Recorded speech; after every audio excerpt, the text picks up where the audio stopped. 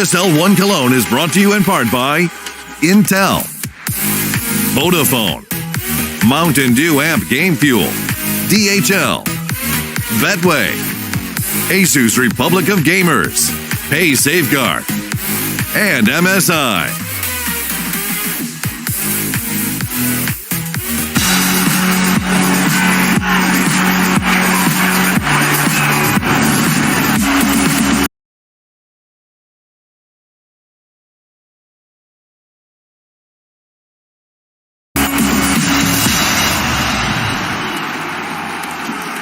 Vodafone presents the pre-match.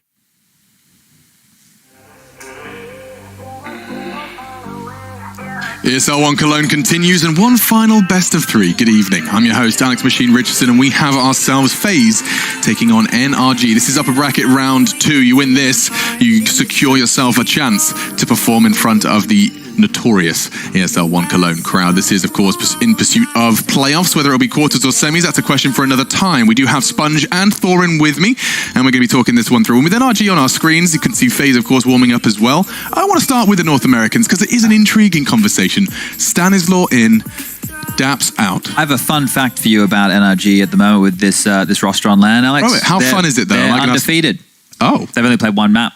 Oh. He's doing the old switcheroo. Getting you all excited. But, okay, they've added Stan. Daps is out. Now, we all know Stan as an in-game leader. He can bring more firepower than that of Daps. Daps has done the hard work of getting this team as a cohesive unit with strategy. And now this guy can walk on in, add the final little dusting on top of the cake, and take it over to the party, and they can win some tournaments. Thing is, though, everyone's going to be watching, obviously, now evaluating Stanislaw. Like, is he good enough? Did he do a good enough job? But actually, if you hear the way he likes to play Counter-Strike and be a little bit more freer, it's actually going to put some pressure on those other players. You know, those are people who haven't been superstar players before NRG, so the Cirques of the world, the Athens of the world, you have to step up individually. If you get more autonomy, it's on you now to perform and be a best player in the world type guy. And just to get this kind of swept under the rug, is there anyone contesting that this is a fragging upgrade for NRG? No, I think everyone, I think even Daps agreed with that. Yeah, so. Okay. Well, there we go. There we go. Now, it is a best of 3, so the vetoes are worth talking about, and I'm already seeing maps on the screens. It does seem like NRG are removing Vertigo, and so no curveball there. Faze have taken away Train. Do they lean on Dust 2, or do they go to Mirage, which you saw them play earlier today against that of Renegades? It was something that they haven't been fiddling with that too much, and we spoke earlier about the fact that... I think they gamble on Dust 2. You think so? It's a traditional style of Faze. Like, they do like brawly. that type of a map, yeah. Mirage. I have to say, that Mirage game could have gone the other way as well. Like, there were some key mistakes from Renegades that... Yeah. I mean, surely they should say that themselves. Like, Guardian beating Gratisfaction pretty much won them the map. Renegades were doing a lot of faking and moving them around the map a lot, so I'm not sure if NRG have the same depth of playbook, but they've definitely got the stars to go toe-to-toe in terms of, like, brawling power, right? Overpass there by NRG. That's a map that actually Faze have been banning quite, like, significantly, right? So it feels like maybe either Faze have a map pool that they feel is deep enough they can contest on all of these maps, or that they've just been beaten quite handedly in this veto. I feel like they've given the first 2 maps of the veto over to the NRG side of things. Like, listen, banning Train was a good idea because I'm almost certain actually the NRG would have just picked straight into that. But again, like, what's the one map out of the veto that in theory you aren't like totally disfavored on? It's probably Dust 2. That ain't exactly a great scenario there. Then again, you have to win a map to get to Dust 2. So at the moment, this is actually going to be, I think, uphill climb for the Faze clan guys. Then again, you don't really know who the new NRG is. I will say, you replace one player, you can change the map pool. You replace in-game leader, you could completely, radically change the map pool. Yeah, I mean, with all of that said, there does seem to be an air of excitement surrounding the NRG roster. Sure. There does seem to be a lot of kind of buzz. What will Stanislaw bring that Daps didn't? They were top 5 material before, and it does sound like we're jumping into this one. We've got 30 seconds, Chad. Who's taking it? I'm going to stick with Faze here. I think Nico looked like he was back to some form against Renegades. That could be the difference maker. Looking to bounce back, and you got any NRG blood in you? I'm not really feeling the Faze one for this one. I know they've got a nice stack, just like a delicious cylinder of Pringles, but I'm popping over to the NRG side. Well, once you pop, you can't stop, and we can't get enough. It's time for our final game to get underway. Back to Henry G and Sadakis to guide you through.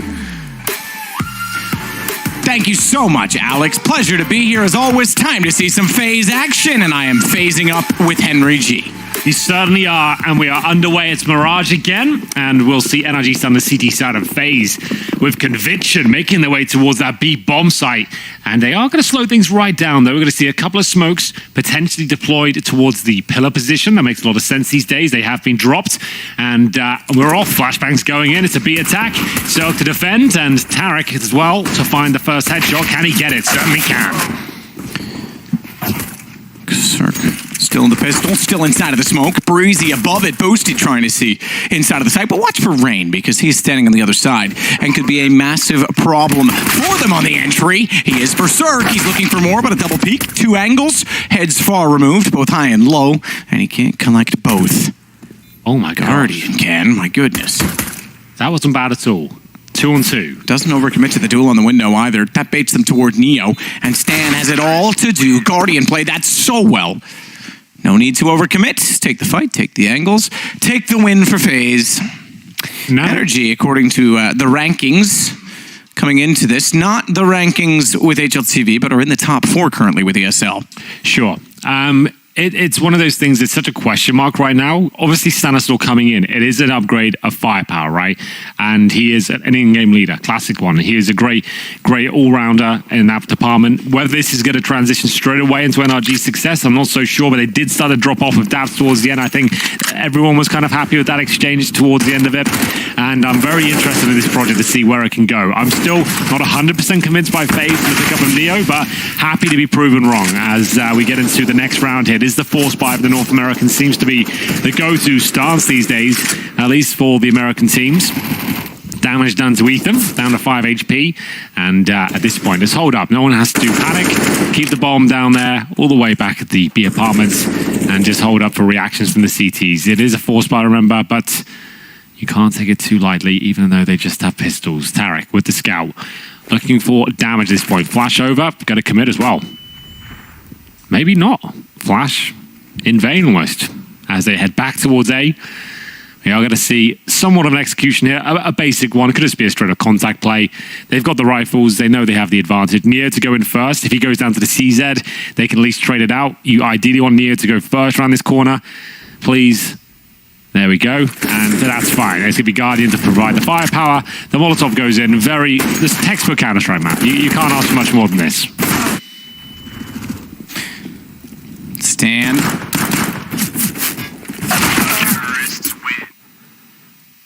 Not much to do. Just to note as well, I mentioned the ESL rankings in NRG's position. I believe it's 4th within the ESL rankings. On HLTV, both these teams, Faze at 5 and NRG at 6, sit 4 points apart. 362 points for Faze, 358 for NRG, and Fury is knocking on that door as well with 353 just behind G2's not far off it, North as well. It's a battle right now in the backside of the top 10, but this game, for what it's worth, obviously they don't update the rankings until after the event's over, but this game ultimately dictates who's number 5 in the world right now. I think we're in a really beautiful era of Counter-Strike right now. I think it's the most competitive it's ever been. We've got so many teams within the top 30 that are dangerous, that can cause upsets. There's been evolution in terms of the meta with the Org and the Creed coming in. We're seeing different ideas, innovations coming through. I agree. It used to be a time when there was teams that weren't in your standard 16 that would make a major and you go, oh, what are they doing there? That's a wasted spot. Now you're going, oh, let's see what these guys can do. There's a chance they can spoil this. I'm loving some of the tactics. I think throwing things in like Vertigo, it might seem like a really crazy thing at the time, but it actually changes the game so much. Not because of that map. Now many more teams are focusing on Nuke, for example, and they're actually challenging teams like Astralis, actually putting Theory into it. You have to focus on Nuke, and they're toppling them. It makes Vertigo more viable going forward now, as then you're going to see that kind of a completely different ball game altogether. So it's a really cool place we're in at the CSGO right now in general, I think. And this team right now, FaZe Clan, they've had their ups and downs, and it hasn't been the project I think that was originally designed to be the super team. Neo's starting to look much better, though, within the squad. I'm interested to see what he can do. Similar situations. Both just changed out the in-game leaders, remember. So Neo's been brought in for FaZe, Stanislaw for NRG, and we'll see whether this is going to be an epic battle or whether FaZe can continue this lovely streak they've started, 3-0. Zerk, one of my favorite AWPers to cast. Extremely talented, a lovely chap as well. We're making his way towards that connector. Molotov down.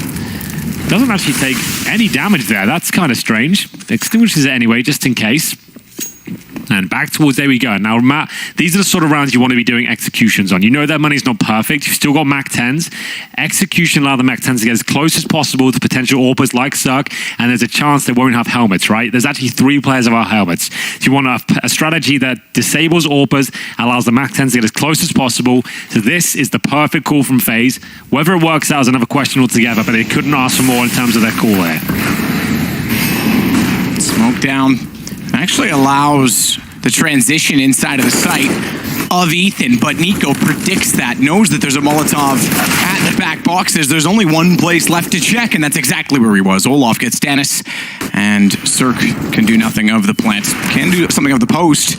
Couldn't find it, though. Tarek gets Neo. That at least gives them a chance back into it, but they're forced off their angles very quickly, having not collected on the second op shot. Cirque makes good on the third. He finds Rain, but not before he found Tarek, so there's still consequence in their actions as Guardian holds off Breezy. Cirque's the only one left, and I think he's going to leave. I think he'll have to. Begrudgingly, he'll make his way back, and like I said, that was the perfect call from Faze, that they couldn't have done a better job there. I've said once already in these few rounds we've had, a textbook Counter-Strike, and this really is it so far from Faze. Very clean game. Haven't really been under pressure too much, haven't had to require any Nico heroics at any point. He's been doing his usual thing from the Palace, hitting the shots that are required, and you can see Yanko's enjoying it. Really nice round. He knows what that means for them, but the AWP was saved, and Cirque is one of those snipers. If he's on the server, there can be just 4 USPs around him, he can win the round. Similar to like an Oscar, for example, and we'll see if they want to invest much more than a few pistols around the AWP. Deagle 5.7s, that's about it. They have got armor. It's all on Cirque, really. What can he do with this?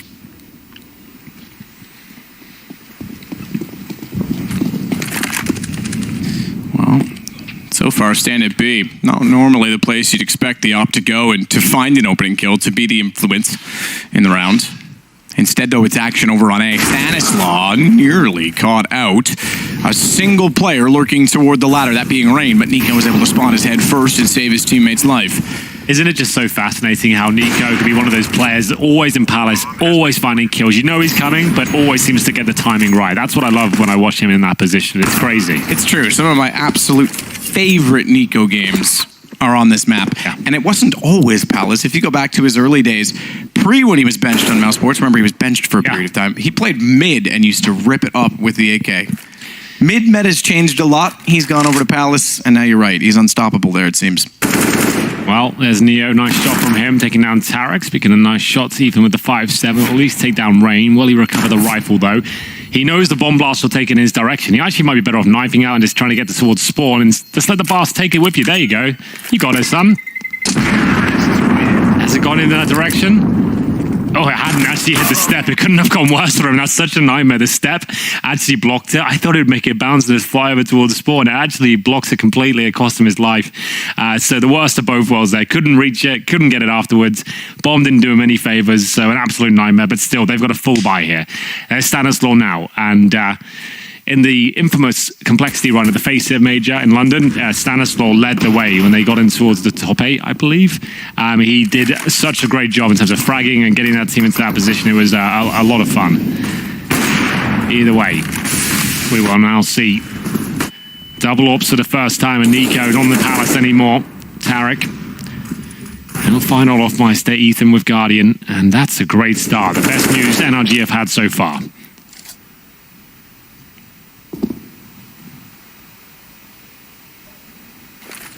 Breezy wrapping it around with the AK, sees the smoke come out, rather obvious and evident as to their location, knows now there's 2, and doesn't want to overcommit to the fight, having lost so much HP. Why not keep 5 alive while they take down Rain? Neo's gone anyway. I do like the Molotov burning on the mini-map. It's a great little mini-map, isn't it? It's getting better and better every single tournament, and yeah, this is... Just like your casting, Henry. I'm not sure that's true, but yes. We are seeing different additions to that minimap every single time. You can now actually work out who threw what incendiary or Molotov. It's very, very cool indeed. You see the crosses in the top left, that's where players went down. So you can see as to where they were dropped and indeed where the bombers as well. I don't think Rain will be doing much with the C4, though, unfortunately for him, as he heads towards T-spawn. There is a great position there from Stan. He's just patrolling the area, making sure nothing can be done. Rain, his main objective here, ladies and gents, will just be find a kill or 2. Probably not going to be sitting around for 25 seconds trying to save an AK. Just going to be seeing if he can find any sort of damage here. He's making a lot of noise. Stan has heard him. Makes a lot of sound cues here towards B. 1 kill would be great. Not going to happen. Cirque in their prime position to shut him down from the bomb side there towards short. First on the board. On the CT side, early days here. Stanislaw yet to frag, but as I mentioned, still a lot of rounds to be played here. Another best of 3. This is the pick of Faze. Round 7. Double orb still. Guardian will bring his out. Guardian's 7-1 right now. Yeah, it's not a bad start for the man. Yeah. That's the kind of scoreline you want to see from him. This is such a great battle. Cirque and Guardian against each other. Like, I really love to cast this one. Cirque is surprisingly similar in his op style, and as you say, on cue, he delivers 2. It's Nico to get back out, AK-47 in hand. At the top side of mid this time, not in Palace, so back to his old game. As Tarek is inside of the Palace, but not far. He's just holding off at the pillars to see if anyone dare push back that direction. For now, Guardian's going to go hunting Breezy, and Cirque with a bait and switch potential at B. My goodness. Great shots there. That's the problem about mid-smoke. Yes, it does block vision from window, but if the orb nails the jump from window towards short, the gap is absolutely beautiful to find a couple of kills. Normally just the one. I'm surprised he gets 2 out of that, but that's the kind of player he is. Really great work there from Cirque. And they'll finish up towards A here. They can still have a horse in the race here. We'll see if Nico can take down Tarek quickly. He'd have to swing out wide from one of these pillars, and hopefully it's the one Tarek isn't pre-aiming. I'm not sure Tarek should be here in this sort of scenario, pretty much for this reason, but he nails the shot. But I would have preferred a CT spawn setup, but still, he nails it, so all the power to him. 5-on-2, Olof Meister, Guardian. Not really much can be done now. Breezy actually finding map control towards the B side of the map. They've got them locked in here. So at this point, it is worth saving the weapons. You're not going to do much of this at all. Money's starting to run a little bit thin. You've got a Guardian AWP. So Guardian, he'll watch the steps presumably, while Olof Meister will patrol the actual palace itself. Not going to be able to do anything with this. So definitely saving the weapons. There we go. Another clean one from NRG. 5-2 now. As Cirque pretty much shut down the round in the first 15 seconds with 2 great kills. And there we have it. Stanislaw still yet to frag, but he's the brains behind the operation. Did you guys all meet up yesterday for Canada Day? You, Twist, Snaf? You know what? I should have messaged those two. We should have gone and done something, but I didn't. I didn't do anything at all, in fact. Yeah, pretty much at all, really. I should have. There's a patinery here in I heard about that. Cologne that had a little party, and perhaps I should have stuck my nose in there as well, but I didn't. So nothing was done? No, nothing. Well, it's the thought that counts, I suppose. I tweeted about it. Yeah, exactly. That would do. That counts, right? Virtue signaling to the world is done through social media these days. That's very true. Well, money's actually still there somehow for Faze. Remember, they just saved 2 weapons, 2 quite vital ones, Guardian's Orb and an AK as well. But this will be the last of the gold if it does disappear this round. Round 8, double orb setup still. Tarek, like I said, taking a bit of a risk, holding Palace at that stage, considering it's a 5-on-3, but just nailed the shot. So happy to be proven wrong when that happens. Olof Meister, his fly path usually is towards B. Incendiary, not quite as deep as he anticipated there, Tarek, I don't believe, but still not a huge deal. Wouldn't have mattered either way. Guardian in the underpass position, waiting for CT aggression. We haven't seen a ton of it just yet. I love this. Having the orb set up in this sort of position, it gives you so much more. You can actually focus towards short. You can have a bit more manpower towards A. Knowing there's no significant pressure towards B. Olof Meister is waiting for pushes and anyone getting information. And Tarek is the sort of player that can nail these shots. I think he's an underrated sniper player. We'll see whether he's capable of nailing this one, though. A chance might be appearing momentarily. Spots the pixels. That's what I'm talking about. So he knows there's presence there. They won't necessarily know of his. Oh, they definitely do. The pre-fire's coming in. That's the cue to leave. Smart decision there from Tarek. So, quick check. Rain holding the wall. We'll wait and see if any further action will occur. There's not so far. In the meantime, Guardian. Quick little smoked cat. They go deep, though. They're not throwing the short ones. They've got window and they've got the corner. You can see it just on the right, about to bloom. It does now. Ethan. Neo down, but look at Cirque. If you're not going to smoke the close side of Cat, and you do give him the corner, if he's already there, he's going to play on the inside of the smoke. He gets a gray screen to fall back inside of, and he gets the first shot, but no one to challenge. It's over toward the A site instead, and that's where Stanislaw is forced off the angle by way of a Molotov. Watch for Nico.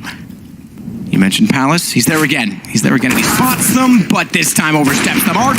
Re-peek out. There's 3 there. Make it 2, as Guardian only finds one of the 3. It'll stay that way a little bit longer. Bomb planted with man advantage. staying with NRG only by 1 as Rain is all that's left and Breezy finds him. That's a massive round from NRG. It was coming right down to the minutiae as well. The one-on-one duels, and NRG have got so much skill on this team now. The upgrade Stanislaw brings in terms of firepower, I'm really excited about it. They've got some world-class riflers and an AWPer within this team already. And if you just compare the two teams, they're very similar in terms of the players they have within them and the skill of ceiling available. Whether it's ever truly been realized on either side is a debate in itself. And I can't wait to see how this one pans out. The fact that NRG are on their feet now and actually have got themselves a nice reservoir of cash. They've got the double AWP set up and flowing well. Cirque's got 10k. He's got an AWP in his hand. He's feeling it. This bodes very well for another fantastic series here, and we'll see if we get it as we enter round number 9 now.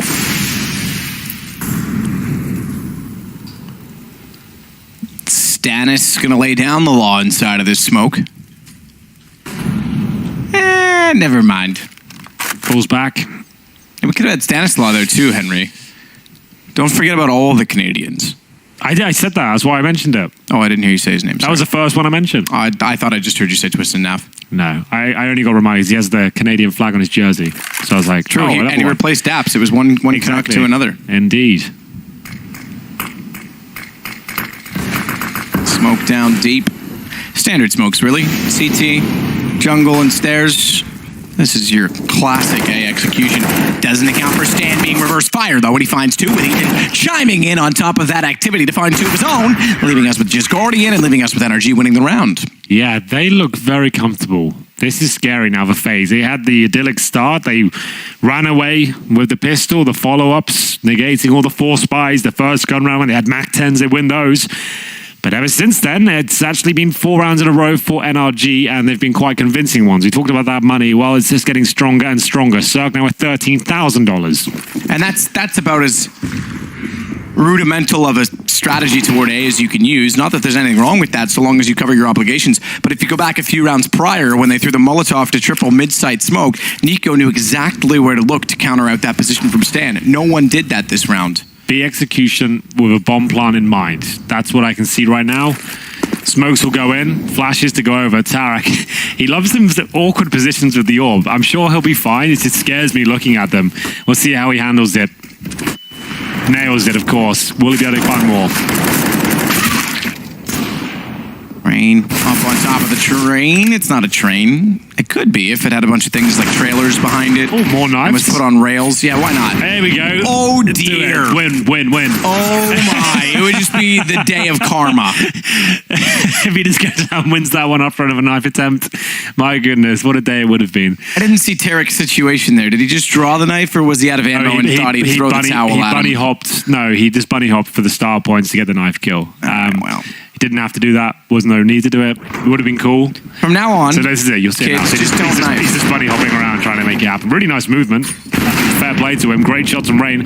They had loads of money, but they've just lost quite a lot of it. They gave it to charity. Yeah, they've donated some over to Faze. 5-5, tie things up. Cirque, though. Great game so far. 9 frags to his name. And he actually is looking towards that underpass. Flash might dissuade him. B execution again. Could be the same play, you know. A little bit of presence from the air towards A just to keep these guys interested. I think that smoke goes in towards jungle.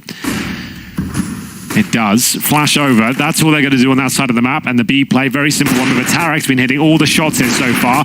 Doesn't quite get the second. He actually does. Rain down to 17. Now 0. Oh, Tarek, that's more like it. He defends the B bomb site single-handedly. And the round has been blown out the water. Faze have nothing left in this one, surely. That's incredible. Tarek, stylish on the op. Neo's going to just bail on that plan and goes back through the mid window. Now he might be able to flank back around it. Can they pincer this in? 2 on 5, but they can isolate it to 3 because there's 2 on the flank in reverse. Stan's going to get there first, but if Neo finds this kill, he's got access to checkers. He does. With the bomb being down the site, though, what do they do with this? Oh, if Guardian reads the second flank, though, then it gets a little awkward. 33 seconds to play with. That's certainly the bigger element in the... Because he doesn't have to push that flank, right? He doesn't have to do anything with this. No, every second that goes by, it means they shouldn't win this. Yeah, and I think Tarek's figured it out. I mean, the fact that he cut the rotation and gave Guardian the information that there would be a flank, it was all well and good, but now they just close in on him, and Breezy gets the kill. Well, there you go. Another that was sick from Tarek, by the way. Like I said, I think he's an underrated sniper. He's claimed himself to be an AWPer at times. We've never really seen it in this NRG squad, but really enjoying what he's doing here in the B-bomb side. You can see though, these B executions, there should be more pressure. There should be more flashes. It looked like it was amazing, like really fantastic sequence, but it seemed like he had full control at all times and with very little backup from his teammates. So, underwhelming from Faze the last few rounds. They were 5-0 up, now finding themselves 6-5 down. That really does say it all. So I'm going to fall apart a little bit here on their map pick especially. We will see what can be done as we move into the next round here. Money with the maximum loss bonus. We'll bring out Deagles and PG50s, one Scout, a Glock for Guardian, as he wants that AWP, of course, going into the next round. He was 7-1, remember, Matt. Now he's 8-5, so that shows the pace has suddenly dropped off. Yeah, it certainly is true, and I think that as his pace dropped off, Cirque's increased to be the antithesis in that. And let's see if he finds more, because the rounds have been going all in the way of energy. You could pin that two ways. One is that Cirque has helped to do that. Certainly true. And that Guardian has been a reason why Faze can no longer win rounds. I would argue also true. Rain tagged, Nico gone. Just the pistols. Olaf tries to challenge and Will gets there successfully, but then with the flame damage, Breezy's able to get him and Stan found Olaf to leave us now just Neo and Guardian.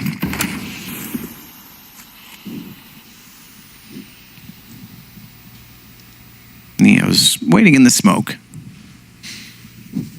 It's like the Newfoundlander that was out fishing in the fog.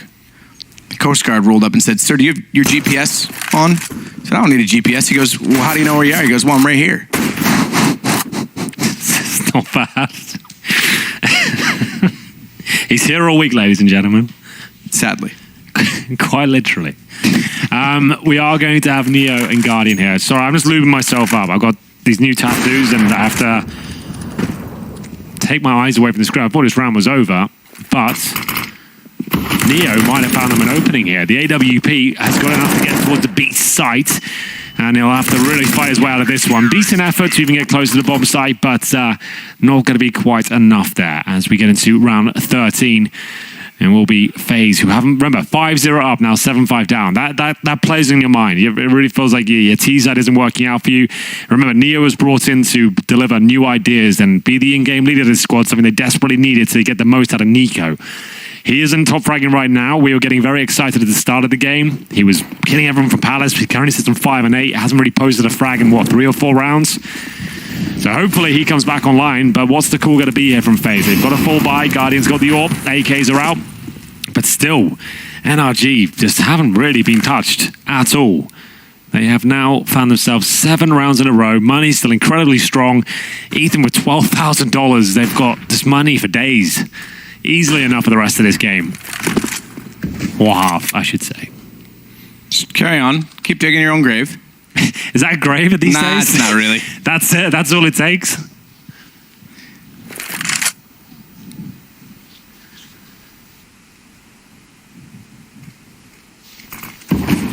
Rain, smoke down.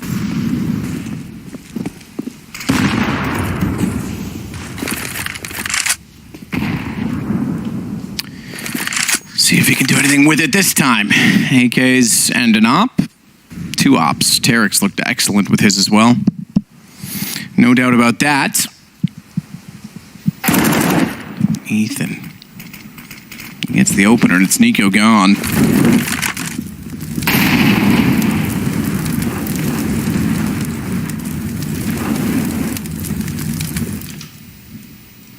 Olaf.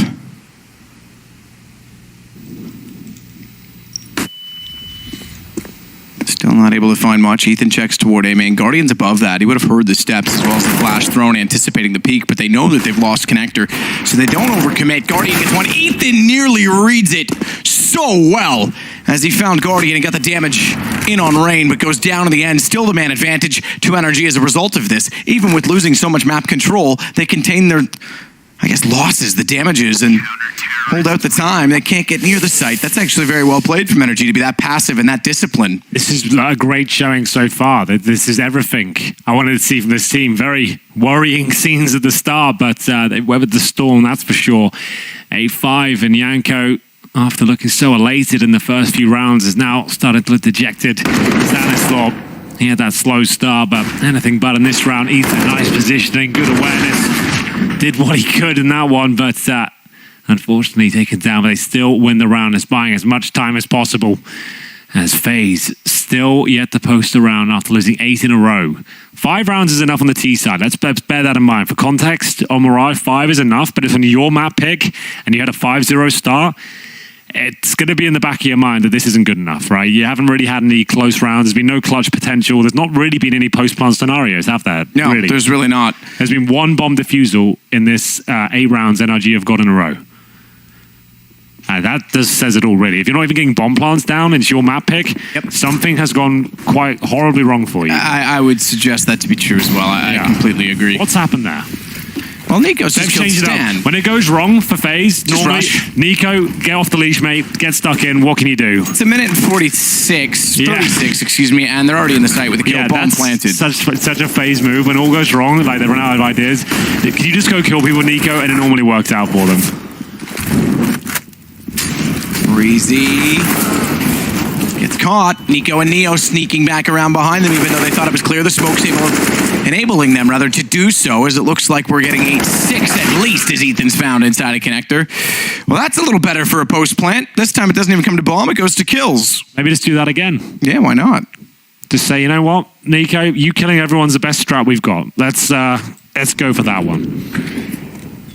I'm obviously being a little bit facetious when I say that, but the amount of times we've seen Faze with their backs to the wall tactically, and when they just change the pace up completely, when it seems that there's nothing left, and they just throw Nico into a bomb site, he normally does find a headshot, and that round was no different. They've broken the streak, but can they find the 7th round? 8-7 would be a great half. It hasn't felt that way because of the great start they've had in the spell of rounds. They're testing Tarek again. This time more flashbangs. It's what we had to see before, but still he's landing every single shot, going for the hat trick once again. He's still alive and kicking on the bomb side. He wants more of the action, running through the flames. Tarek still alive here. A no-scope connects, and Guardian will just have to sit back and wait. That's an amazing defense once more from Tarek in the B bomb side with the AWP, leaving the score at 9-6. What a half it's been. 5-0 down. They come back to 9-6. Faze have got to wake up. And you have to find out after this break whether they can do it. We'll be right back.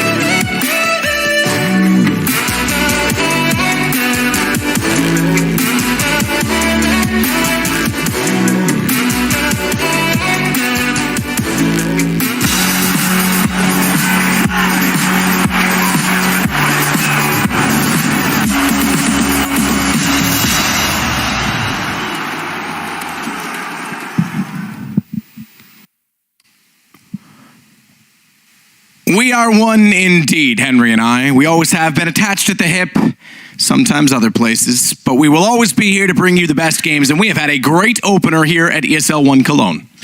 There's been a lot of action, a lot of distraction, and we'll like see. that. Yeah, you do? Yeah. And we'll get into the pistol round of the second half here. We've got P250s out in juices here with Cirque and Breezy with the armor combo as well. So a couple of Supermen on the server here.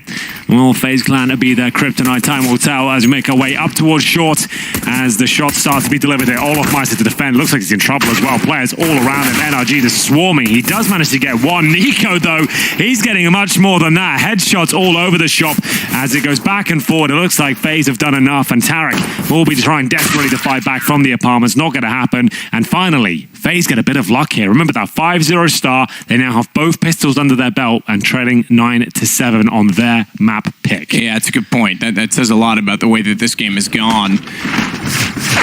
Nico, stunning to start it off. Had some moments in the first half, but not enough of them, it would seem.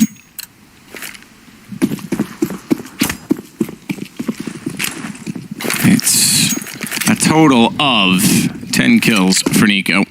Tied with Rain at the top of his team at 14 for Tarek after what was 4 that were stunning with the AWP. On the B site. Oh my god, the Tech9 and Cirque. The CZ of Stanislaw, the P250, the Deagle. We've got all the pistols here, Matt. Every single pistol out on the board. Guardian has made a massive play here. He went USP only, by the way, and it cost him his life. Oh no, not like this. They tried to take the gamble here on the Faze side with the full eco on Guardian. He goes down, the 1D comes through. You need multiple frags here now on the A side. There's so much action on the server right now. Nico gets nothing. That enables a plant almost certainly. 4 versus 2. MP9's coming in. I don't think this round works out for Faze at all. They will have to force buyback themselves. Look at their money on Guardian, 2,700. Olaf can't win this, but when they do force buy, Guardian has a choice now. Does he bring out the M4, the AUG? I'm not sure, but he took the eco so he could have the AWP going forward. Now that is a risk in itself, and one that obviously did not pay out. He actually had the disadvantage there. If they had taken the full eco, sure, that works. It looks great. They force bought and they punished him for it. He got nothing by the vent there. And Guardian does buy the AUG. They are not... Okay, this is weird. They are not... So the player that needs all the money, who saved the one AUG, that spent it all. he spends it all for an AUG. He better hope his teammates deliver these headshots and the deagles, because this has been financial disaster the last 2 rounds for Faze. This is like the opposite of what I wanted to see. Just keep he could have done what they done. There's five deagles would have been fine. Keep the money strong. You still have that AWP and that gun round. Now he spent every single dollar. He is a great rifler himself, underrated in that department. But this is just such a gamble for me. He might not get the AWP out for a while at this point if they lose this convincingly.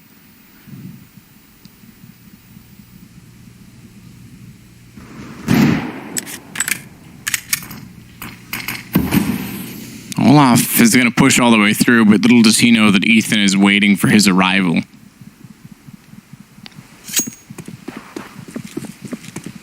But just like a typical electrician that you're waiting for, between the hours of sometime yesterday and perhaps next year, Ethan leaves just as he arrives. I was going to make a really inappropriate joke. I'm going to leave it on the table. Yeah, don't be unprofessional. Exactly. Honey. I don't like to I be would never do that, so please don't stoop to that low on my behalf. Exactly. I'm trying to make sure this is a family show, as OJ Ball would say, and he's going to be here this weekend, ladies and gentlemen. He is, so in the Cathedral of Counter-Strike. In the Cathedral. It's Turk and Stanislaw doing exactly what they do best, finding headshots, and that just goes to show you, like, that investment with the AUG, like, what was that really going to do for you? Like, unless you're going for some set-piece play, like, you've done the Astralis smoke top and middle with Molotov, you've boosted him behind the smoke, you're going for a couple of kills, you couldn't just put him in the back of B with an AUG and think this might be enough to win a round. Your sniper now has $0, and the original plan was for him to full eco straight to an AWP. Like, this has just gone so wrong in so many different levels for them. I can't even begin to break down how much of a bad spot they're in now. Now it's full eco. Guardian's got the lowest money on the team. Someone's going to have to drop him now. This is just a massive amount of errors there. This is going to be painful to get back into. On their map pick, remember that. So he can't buy anything here. They can go for PT50s at most this round. And Tarek knows it. He can hold on to that MP9, no problem. But looks at things, Olaf knows it too. Zeus purchase for Rain. We're seeing that weapon creep more and more into tournaments these days. Could use a bit of a buff, I think, just to make it a bit more exciting. I think it's one of those weapons that has, it's a bit of a crowd pleaser, you know? Zeus. Yeah. I'd like to see buff. a bit of a buff. How?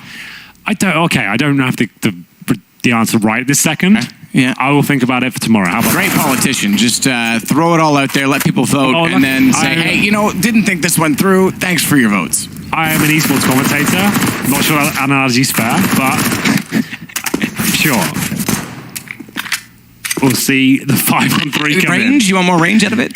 Yeah, I would just like to see like a way to see it's in more rounds. Like, like if it happens. Okay, I'll tell you the change I'd make. It's always if it connects, it's always a kill. Right now, if it connects, it doesn't always kill. Sometimes there's 97 damage, right? So yeah, that's a range thing. It's a follow-up. Yeah, so let's say it's the same range, but if it connects, it always kills. Yeah, I'm fine with that. Okay. You can't go with the money drop like you did for pre-Cluj. Because then it's too much. Man, the Cluj qualifier, Cloud9 bought 2 of them for $100, kicked kills, picked up guns, and then won the round and qualified for the major off the back of it. Sure. For a $200 investment. But that's okay. That's the change I'd make. Just making sure if it connects, it's always a kill, so we get the crowd pleaser moment. It is a crowd pleaser. Yeah, just a bit of excitement. Kind of like you in general. Oh, that's a nade.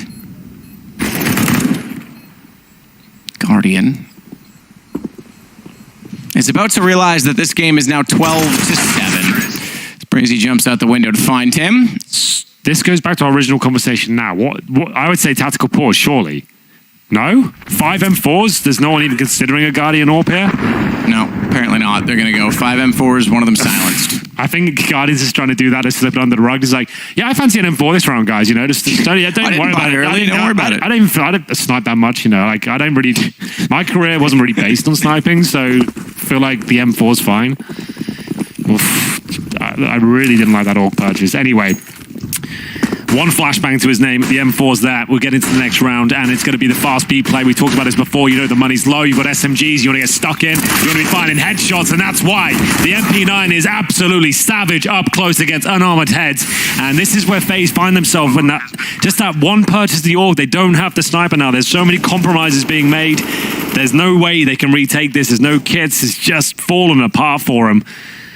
And there will be 5 weapons surviving. That's such a brilliant call from NRG. That you've got MP9s, their money's low, they've wrecked themselves, that one AWP purchase.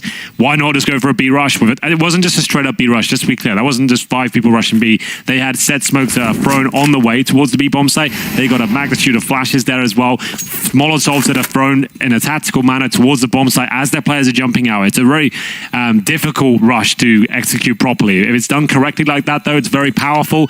And if you don't have everything you need, i.e. the incendiary, you're going to be in trouble. And that's just too easy for them. They've had such a great run there. NRG, 5-0 down. Just to reiterate that one more time, on the pick-up phase, 5-0 down now, 13-7 up, and they've lost both pistols.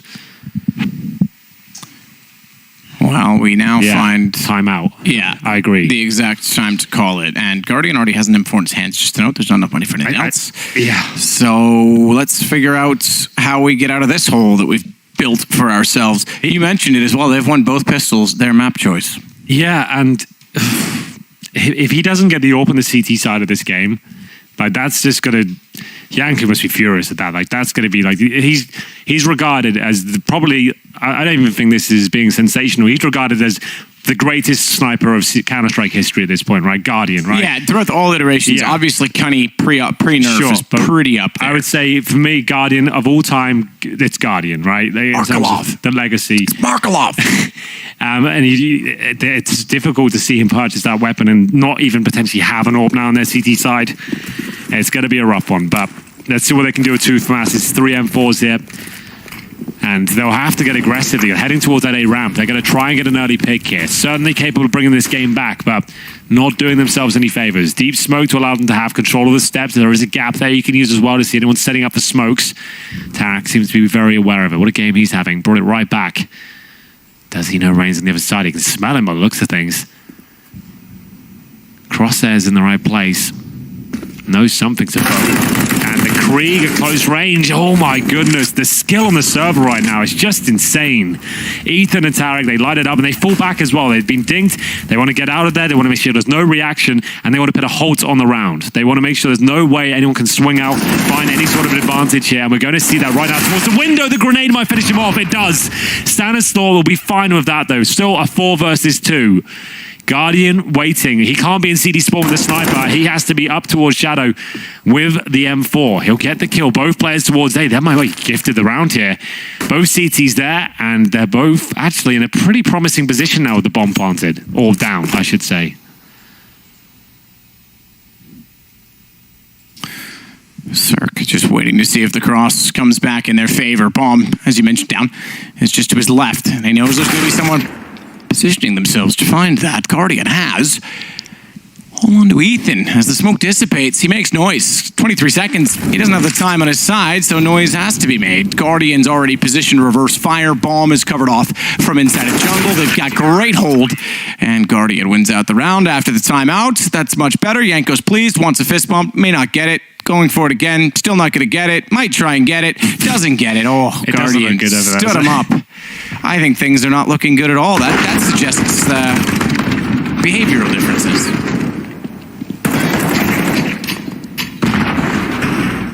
I'd fist bump you, Yanko, for what it's worth. Well, I had to make sure I put the word bump in there just to make sure it was PG. Yes, exactly. The fact is yes, they win the round, but again, it's the 5 rifles once more. No sniper here. Cirque has his, and we were talking about this epic storyline of what it could be, how this is going to pan out, and they just about win the round. Really great round for them to win, by the way. It looked like they were done. They lost the first 2 picks as a 5-on-3. They got themselves into the round, and Nico might find them in this one as well. Not the double kill. Tarek will answer back, though, but he has been dinged down to 11. 4 versus 4 now, as he fires off shots towards that pixel gap he was using before. He knows there's a chance an AWP is there. When the smoke's down, you're low anyway. Might as well give it a go. Flashes towards middle. Faze really on the ropes at this point, Matt. If they give this round up, there's not much left there in reserve. The loss bonus hasn't really been established so far, and they need this round, but they have got the advantage, at least for now. A slight one, and that's just due to HP. Tarek giving the AWP in response.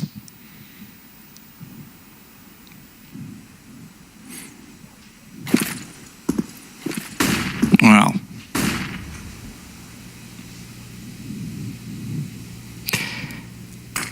Tarek is fully blind and anticipating perhaps a peek on the back of the flash. That flash is worth its weight in gold, given that it reveals the AWP's position. So it's utility well used. Catwalk lost though, and Neo manages still to find Ethan. Wraps back in. Good player at Neo when he gets quad control, when he's able to dance and dictate, but this time low HP. Tarek finds him, and Cirque immediately disposes of Olaf after. 19 seconds, bombs planted before the incendiary lands. Yeah, I thought there was a chance that was a low HP player planting, but it wasn't. It was Breezy, who just wants to dance in the flames, it seems. And now we have the 3-on-2. It feels like FaZe can do this one, though. They have Guardian and Rain both up here. No kits, though. There should be one on the side, I would say.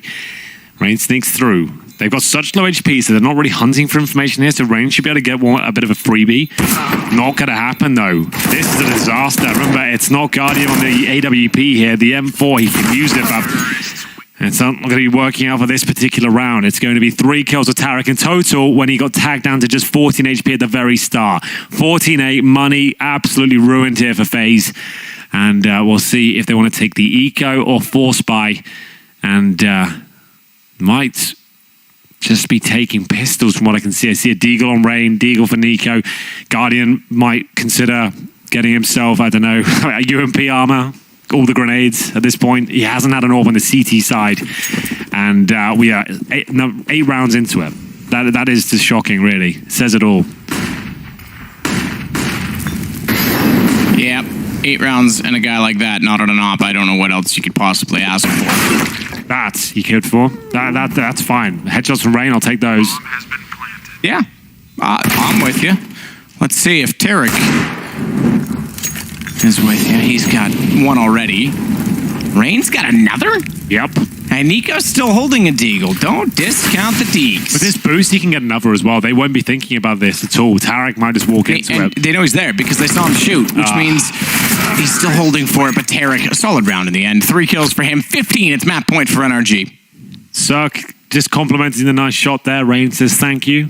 Another nice shot from Breezy. There's a great sportsman on the server here. You got to respect it. Yanko not looking quite as happy as he was at the start of this game. 5-0 up, now 15-8 down. I don't know how that's happened. On their map pick, that doesn't bode well at all. And first time Guardians had the AWPs at map points. It really is a bit of an issue. Double orb setup though, Olofmeister trying to replicate the form of Cirque. Does manage to nail the jump, but the flashbang does catch him off. Doesn't fire off a shot, takes a bullet though, and Cirque will take down Nico. That's a great shot from him. Back and forth we go. One more round will do it here. NRG looking to close things out on the map pick of Faze. Remember, this is the first showing, really, of NRG on LAN with Stanislaw in the lineup. And so far, so good. Lost both pistols, 5-0 down. He couldn't have a worse start. And I'm not seeing the typical signs of growing pains, shall we say, with the new in-game leader where the communication seems off or they just don't have the timings. They've been pretty solid throughout. Oh, Tarek snuck through here. They have no idea. He's absolutely owned this. Absolutely has. It's not the first time the Stans come in behind Daps to work with similar plays. He's gone the other way as well. They have no idea. I thought he was going to clear A. They have no idea. How could they? I think he's won them this round single-handedly. Oh, maybe not. Hold on. Wait, he's going to line up both. Is he going for the star play here? He needs to make sure he has the lineup, though. That's the hard part. Oh, no! Oh, no! He's absolutely fluffed Take the close one first, because then the player at Cat's distracted, and then you swing him with your player that's already in mid. Why would you take the long shot when you can trade on him? I don't know. Tarek, bro. Peanut brain. Just one kill there would have been GG. He made such a sick play there as well. Like, he couldn't have timed it better. He couldn't have had a better understanding. And now Guardian bringing it back is costing the round. I can't believe that. I really can't. Like, you couldn't have asked for a better scenario. He could have one-tapped both those guys. He could have taken even more time than that. He could have gone for some knives. He could have gone for a double knife kill at that point. But instead, it's the Krieg. Maybe not have mastered it as much. You can see it didn't look like the aim was particularly poor. It's just Olofmeister reacted very well. He had to find the really clean kill there to begin with. And then hopefully take out a second. But you're right. If he'd have killed the Palace player first, or the Apartments player, I suppose, once you kill him, you could just think that's a B Apartments kill. You'd have no idea really where it came from. But if you hear all those shots going towards short, Olofmeister's going to get the audible cues, and that could be it. Either way, 6 rounds in a row required here. FaZe Clan might have found a lifeline due to Tarek's miss there. Simple as that. It's just content, Henry. I don't think I'll be uploading that one anywhere, to be honest. Probably keep that one off the YouTube channel. I mean, YouTube's not about making yourself look good. It's about getting views. That's a good point.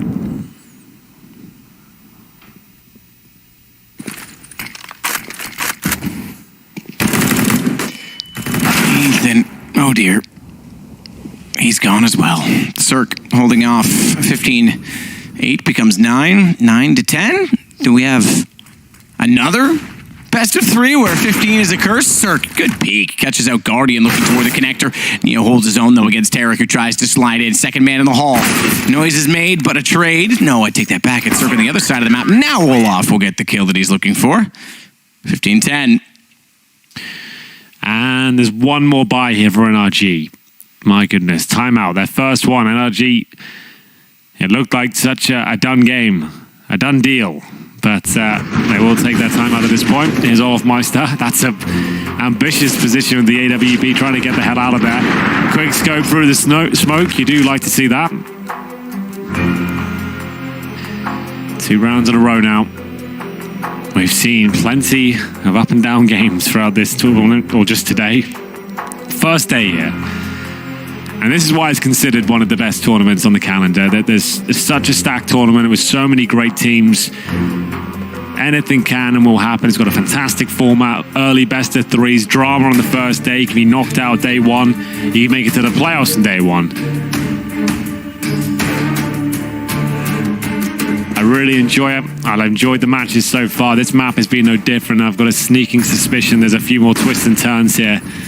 NRG will be doing the A execution to kick things off. You can see that incendiary burning away at the A steps, holding them at bay. The smoke to follow it up. Tarek will get himself in position. He could have closed them out of the game. with that play towards B. Couldn't hit the shots, but can they do it now? Receiving incendiaries in response. They've sent one player towards the Tetris position. That's going to be Ethan. Is this where they finish things off?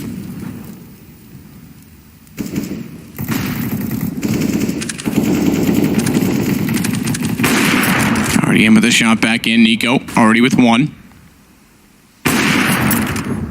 Try for another, but not so fast. Nade will do damage. Cirque has to reposition.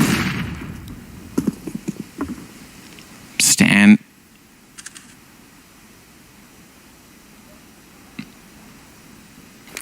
Neil has to check through connector at this point to A because they have so little information, and he's the one on catwalk. All this to try and close the map. Perfect trade, but unfortunately that's what it was. Nico with the wine peak was able to get Stan because he couldn't react fast enough. He knows there's going to be someone responding from CT. Problem is he's got to plant the bomb. This has to be a fake. Has to try and draw a reaction, and they'll go. Guardian sliding out, gets it, bomb down, 27 seconds. Cirque, 1-on-4. I think this one's well and truly over, as he can't even hit the first shot. Well, there we go. It will be another round on the board for FaZe, and they're holding on by the skin of their teeth here.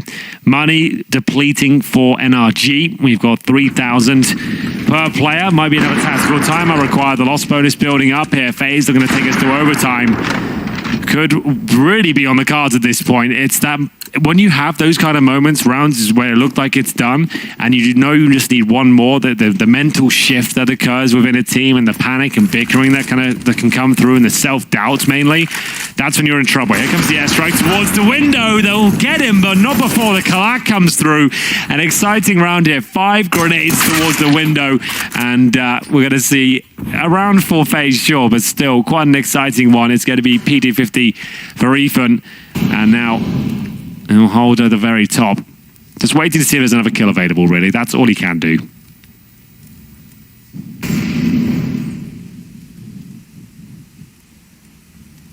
Bit desperate if you're hoping someone's going to walk up into that gap for you, Ethan, but starts the hunt. 15-11, a familiar score for today's Ooh, are you doing followers. a Mission Impossible reference there? What's that? Ethan Hunt? No. Oh, yeah, I didn't even think of that. No, I didn't like that movie. Yeah, well, it would have been pretty clever. I like Tom Cruise is really short. Yeah. You're not much taller. That's a lie. Is it? You once said in an interview that I was 5'8". I'm 5'10", thank you very much. All right. I mean, let's get the barometer. How would you measure someone's height? Barometer. Barometer is the wrong word. Just get the ruler. measuring tape, ruler, whatever. Yeah, we got that. Yardstick, meter stick. There you go. 5'10", thank you very much. Ethan looking to close things out. He hasn't got much to work with here in the palace. Incendiary is the problem. Smoke towards the palace won't help either. If they smoke the palace, he is done for. Gets the first, takes a nade to the face, and now it really comes down to the mind games here. I think like the CTs have done enough. The flashbang, though, this is tense. Olofmeister running out of time. Has to be the full defuse. Ethan's coming in, and he's done it. There it is. It will be the 16th round. NRG, I feel like that one was slipping away from them. Their mental game was starting to look a lot weaker, and FaZe winning both pistols there. A 5-0 start. They had a resurgence towards the end, man, but this team isn't exciting as much as it should be, considering the names on the paper. That said, one map, I should say, away from being straight into the playoffs in the debut with Stanislaw. That would be impressive. Changing an in-game leader is never easy. FaZe need to respond. We need a break. We'll see in a second.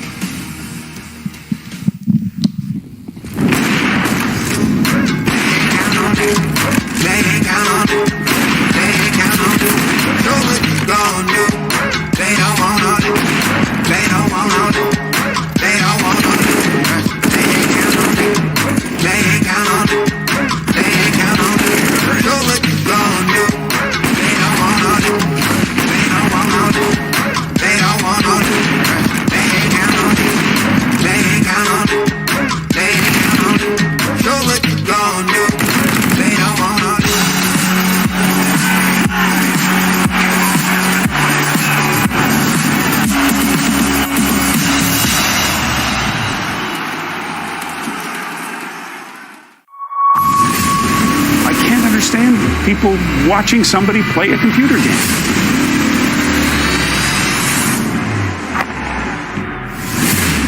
It's still not a sport. It shouldn't be on a sports network. But I don't know if athlete is the right word. They still don't understand, but soon they will.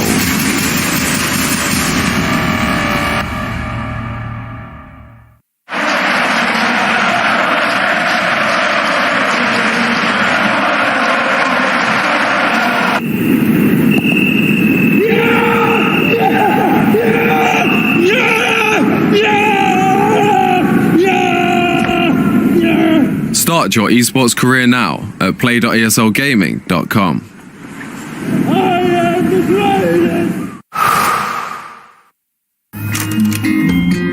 He wanted to become a manager in English football.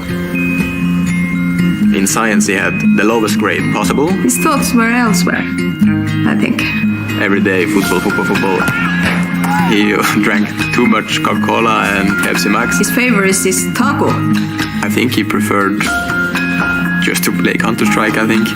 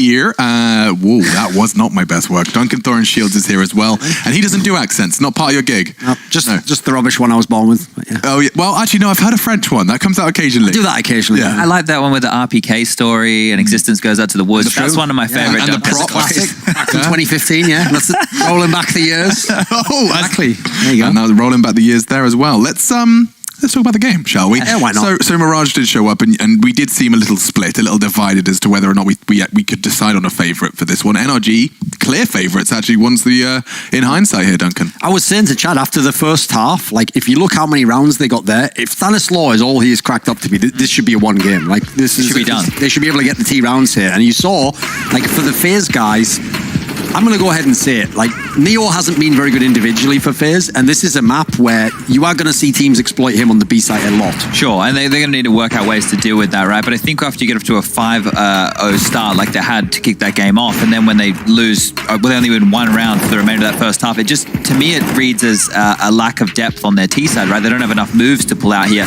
When one of the rounds they win is, hey, let's just do like an explosion up a ramp, and Nico gets the opening kill, and then they snowball the rest from there. You can't rinse and repeat that in today's version of Counter-Strike, right? That's a very difficult thing for Faze to be able to do. And the fact that they chose this map, we were talking about it, that maybe Dust 2 would have been the port of call. There has to be a reason for it. Either their confidence has been shaken from Pro League, or they've been practicing this in the week off between Pro League and here and hoping that this would be enough. But this definitely isn't enough. And then when you move to Overpass, a map they've only played once, they have won it, but they've only played it once against VP Online. Score was 16-13. It's very scary. Also, like, I think to myself, if this was still Nico in game leading, yeah, I've seen Nico have a limited amount of strats on the T side here.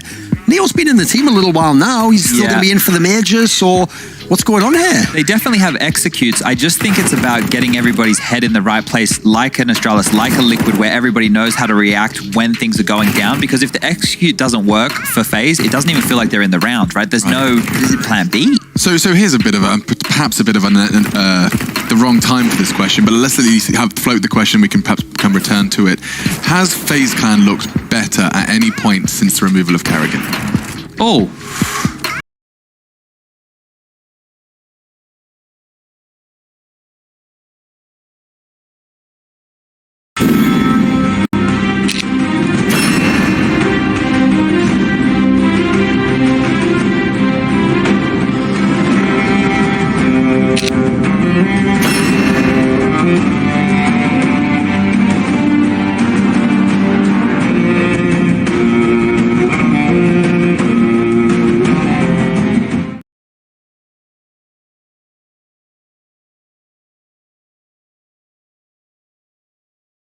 And the time lapse in your brain to go from whatever native language you're thinking in to articulating the point that you need to get across. It will never be the same as someone speaking their native language. Just never. But then, so how do you justify Faze's successes that we were just talking about? The New York Five guys did have kill everyone. This guy called Nico used to shoot everyone in the head. Guy called Guardian used to get an open shoot everyone. If there was anyone still alive, Rain used to shoot them all. Olaf Meister goes, is there anyone left over? I'll give a cue. Then Kerrigan used to go, well done. I believe that was how it worked. Okay, I see. And they're not doing that anymore. No, eventually, he was at the end was like, well, you didn't do it very well. And they were like, actually, maybe you didn't do it very well. And that's that one, yeah. The Faze Clan story in 30 seconds by Duncan condensed it for you. That was great. That was great. And now I'd like you to condense one more. It's actually going to be this challenge for you because it's Overpass. Okay. Condense. Look, if I take a couple of positives from that map right there, Tarek on the AWP towards that B bomb site, if he can carry any of that through to Overpass, and look, Cirque's the main AWPer there, but Tarek had the most AWP kills, so if he can bring that for the CT side going on when they flip on over, I guess FaZe will want to choose to start on the CT side this one, then we could have an interesting affair here. But I think, I agree with Duncan, this is their map choice right now. It's a map we've only seen FaZe Clan play once, unless they can roll back the years and everybody is just hitting those shots. It should be a 2-0. This one should be done. The reason I haven't completely gotten behind NRG is, for me, I gave them this event as a gimme, right? Like, I thought Stan's coming in, sure, you had a good Pro League finals with Daps, but you had no pressure.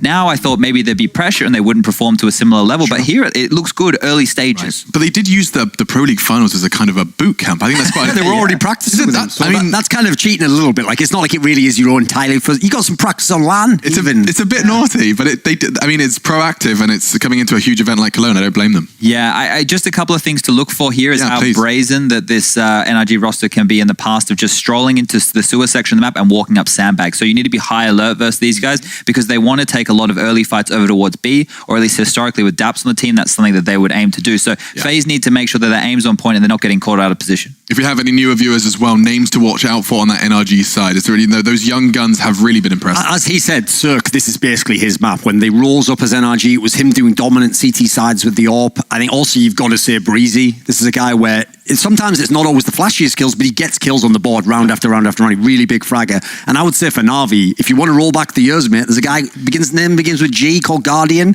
He's pretty good with the AWP. Oh so boy. If he can get going on this map, that's when the fireworks start for me. Will we see a third map, or a FaZe clan going to be thrown to the lower bracket by a brand new North American roster? They brought Stanislaw in for Daps, and NRG are one map away from the Lanxess Arena. Let's jump in with your casters.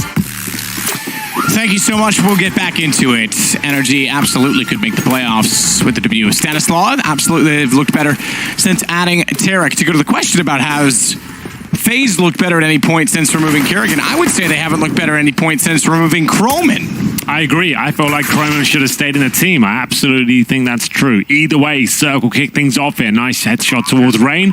Bombs down already. How do they retake this? This is a nightmare. Stanislaw, he is a veteran of the game. He won't be peeking that one again. He knows he has to hold them off as long as possible, create awkward angles, or get a flashbang with his teammate. Look at that teamwork come through. This is absolutely beautiful from NRG. 5 versus 1, and Nico, nothing he can do about this. $300 in the bank, as good as it's possibly going to get. They don't even make a dent in the NRG offense there. It's going to be FaZe just falling apart as they can't really do anything about it. You can see the temperament now. First map really didn't go in their favor. They were 5-0 up, both pistols, and Stanislaw, like I said, he didn't overcommit to the angle. He got the information. He called for the flashbang from Ethan, and then he just goes to town on their ass. That was amazing. Really well played. And we'll see a 1-0 come through, and will there be a force buy? That's the question here. Looks like there will be FaZe, Deagles, Scouts, and a 5-7, I believe. We'll see what happens with the 4 smokes they have. 1 HE grenade. And remember, Guardian on the CT side of Mirage brought out 1 single AWP. That was a really strange series of events. I didn't quite understand it. Well, we'll see how things get going. No pistols this time, but in fairness, both teams have won the pistols so far on the maps they've chosen. Maybe there's something in that for FaZe. Bit early to say, I would reckon, but I'm just trying to get romantic and endearing toward the situation. Breezy is already in. He's already through Monster. And with his smoke down toward Barrels, doesn't really need to focus that position. Sprays in, needs to be a little careful. Uses the pillar for protection, gets the reload in, and then when he repeaks, Nico does reveal himself, but no one to counter-peek in the position from window. In the meantime, Rain sneaking in. Tara catches him off, and that should pretty much control the round. Despite that there are so many players inside of B, they have access to go back around the map, to rotate away should they need to, and they've controlled the flank, which could have been chaotic. Remember as well, NRG, when they first exploded onto our scenes in the beginning of 2018, there was one map they really made a name for themselves on, and that was this one, and indeed, it was Overpass. It was when Tarek joined the roster, it actually was when they started dropping off. It wasn't as a strong a map for them, but now Stanislaw in, it looks like they might be ready to go on this, because I'm excited to see what they bring to the table. Will it look revitalized? This Guardian can't even really justify that shot. It would have to be perfect headshot, like he might have been better off just sitting and letting him run by him. And they know that's a big moment there. No kills again, as we will find ourselves in a compromised position for FaZe Clan. They're going to have to sit back and wait now as they take the full eco at this point. Will they be able to get any kills? That's the question. I would speculate maybe 1 or 2 at the very top end. But so far, so good for NRG and FaZe. This project overall, it's still waiting to really excite me. I want to see that tournament where it's like everything comes together perfectly. Neo being brought in, they've said it's been beneficial. They said it's brought something to the team, but I haven't quite seen it yet. But obviously, day 1 of the tournament, who knows what's going to happen as we go forward. But from what we've seen against NRG so far, relatively flat. NRG will get the first kill here of Guardian to be dropped. Eric trying to get him in quick while he can as they try and pursue from sandbags. Ethan comes over to aid in doing so. Quick flash out, has the MAC-10, second one as well. Spots a player down below. Near the pipe, it's hard to see the CT model sometimes in that position, so caught him off for a moment, but that moment is gone. And it's 3-0. So conversion successful on the T side. Keep in mind, we saw Liquid have a pretty healthy lead on the T side for this map as well, but then it all fell apart in the second quarter, the second stage of the first half, and then, of course, Na'Vi closed out the map against them. Well, it's going to be a compromise start here. Guardian, though, does have the AWP. 0 kills, but at least he's got the sniper. No armor. As will the smoke be successful? We have seen that miss a few times the last few months, but it does go towards Monster, no problem. As it should at this level. And we'll see grenades exchanged. And nothing really suggestive just yet as to where this round goes. No real aggression from the CTs. They can't really justify on this sort of round. With Guardian at the armor, nades would just take him down. He's the one to hold these sort of angles. Get the 1 kill, have an exit strategy, but that smoke obviously takes vision away and push him back. He can't really be combative in the bathrooms without any real utility or armor. Nico, quick reload while he can before the action comes through. Olaf's the one that's waiting.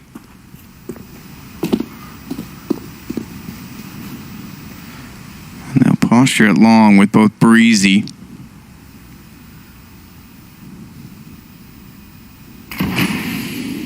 Oof, nice catch on that smoke. You can see how powerful that is. CTs have now 0 intel as to what's going on towards long. It means you can either get right up there, you could push into a position where you're ready to explode on towards the A-bomb site, or go right back towards being executed there. Which way will they go? At this point, it's just about bleeding out that utility from the CT's Faze. Have flashbangs remaining only. That's it. NRG are quite weak in that department too, but they still have 2 smokes. They can smoke off bank and CT, no problem. Stan is towards long with the Galil. Damage done by Neo. Can he finish off the frag? Stan, like we said, very intelligent player, will be falling back and using his brain rather than his brawn. There's the kill towards Guardian. Oh my goodness, this is just beautiful from NRG. Another great round from them. Olaf Meister locked out of position. The best he can hope for was a wall bang at this point. I suppose if Breezy wants to run through as such, not so much, but that serves to give them the information. Tarek gets the kill in response.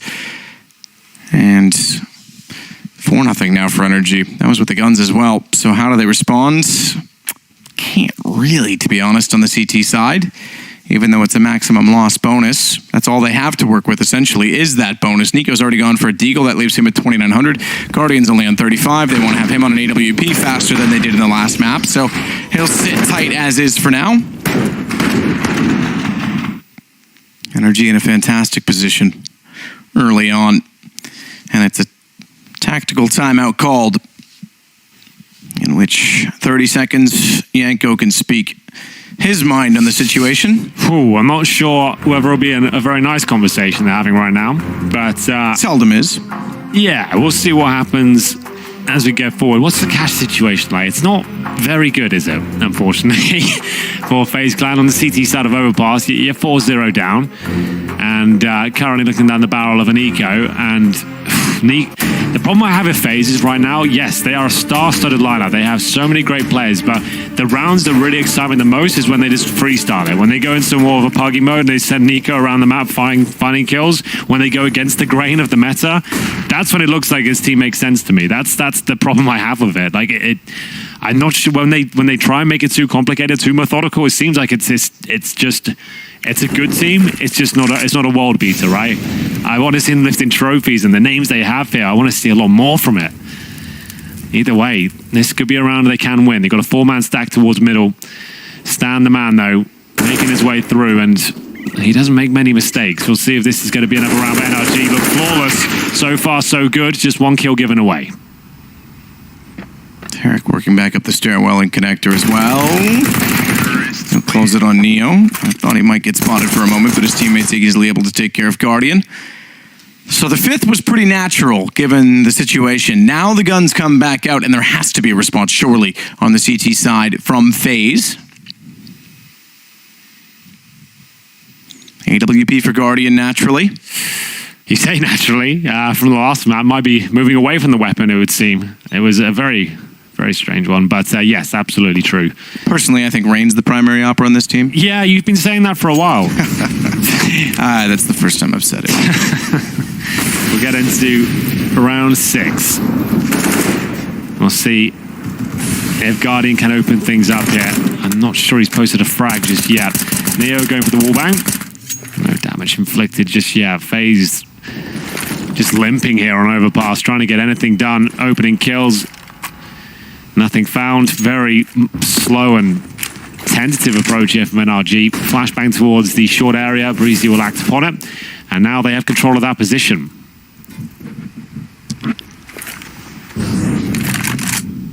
Guardian with the window hold. Quick little jump on the railing to see if he can spot anyone at mid.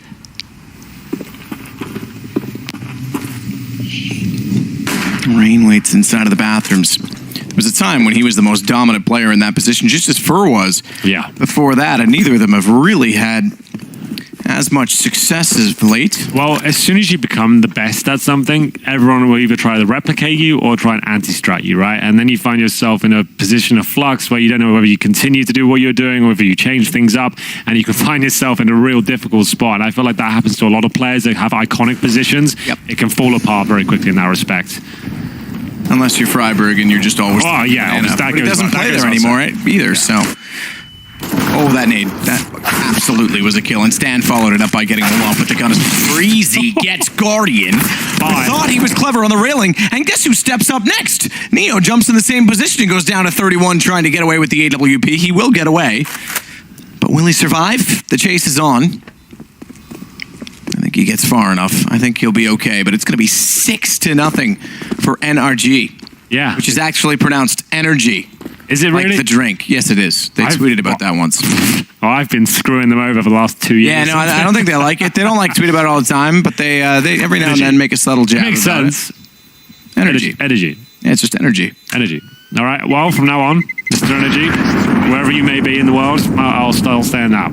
Here's to not having any. Yeah, right. But thanks, Mono. 6-0. And Guardian, I'm not sure if he's posted a frag just yet. No, he hasn't. 0-6. 1-6 for Olof Meister. 1-5 for Rain. The top fragger in round number 7 for Faze is Neo on 2. That is got to be... I don't think I've ever said that statement in a Faze game ever. This team is renowned for... Say what you want about their strategies, their tactical approach. They've always got kills on the board. And this is the slowest start I've seen from them in some time. For Mas, for Neo... 2 M4s compromised by a best Guardian with the AWP again, but remember, 0 kills so far, hasn't had any impact. Good grenade at the start. Short control, though, coming in for Energy. And Tarek. He seems to be focusing on the Krieg now, another player like fully converted. I think Furia started something like pretty magical with that approach.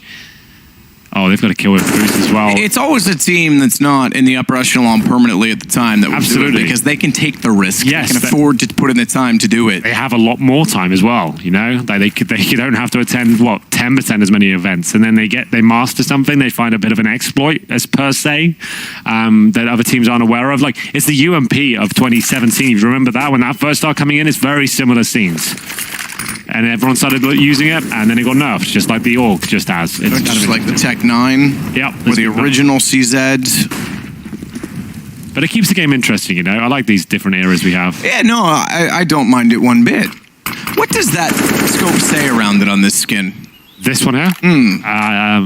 Ooh. You're much closer than I know, I've got it here. Hang on. Phantom? I think it just says Phantom. Who knows? Someone, the guy who made it, probably. Probably, you'd hope probably so. All of the kids who like skins. But Tarek and Breezy don't know. They'll have to find out next round. So will Stan as Rain takes him. Bomb dropped. Guardian closing in on Ethan, who is trying to trade that. And just like that, we find ourselves in a 1-on-4, 9 seconds, no chance into the round. And a third kill for Guardian on the AWP now that he has it is going to be Faze getting their first round in the game. That was Guardian's entry into the half. He gets 3 kills. He's gone from bottom of the scoreboard to top of the scoreboard in round 8. Well, that says a lot about how that's gone. Like, how bad is that? Jeez Louise. That's gone. He's gone from 0-6 to 3-6, and now he's top fragging. You mean to tell me the entire team after 7 rounds only has 10 kills? Yup. It's weird, isn't it? It doesn't make any sense. I don't know what to make of it. And this is like, now you've got yourself... This is okay. I was about to start a conversation. We could be here for like an hour. So no, go ahead. No, I can't. I really can't. It's a really big question. Rain Maybe we have a timeout, I'll bring it up. We're going to have Rain aggressive. That's more like it. That's the phase you want to see. There's getting stuck in, finding kills, and not being scared to take risks because they have superior skill. That's what the team was designed to do. Nico, again, nice little gap there. I didn't even know that was a thing. If that's by design, that's beautiful. And he's got himself yet another kill. Silenced M4 on Overpass, just to note there.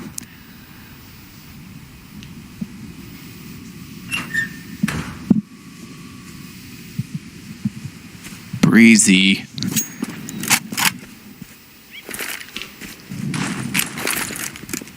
Quick smoke. Bathrooms.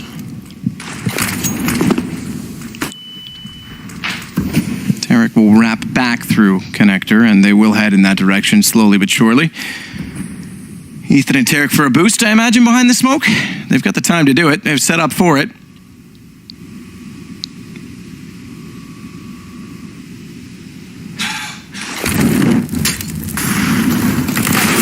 Down, but Rain strikes. He knew exactly what they were up to. Ethan snuck in behind. That was a good response.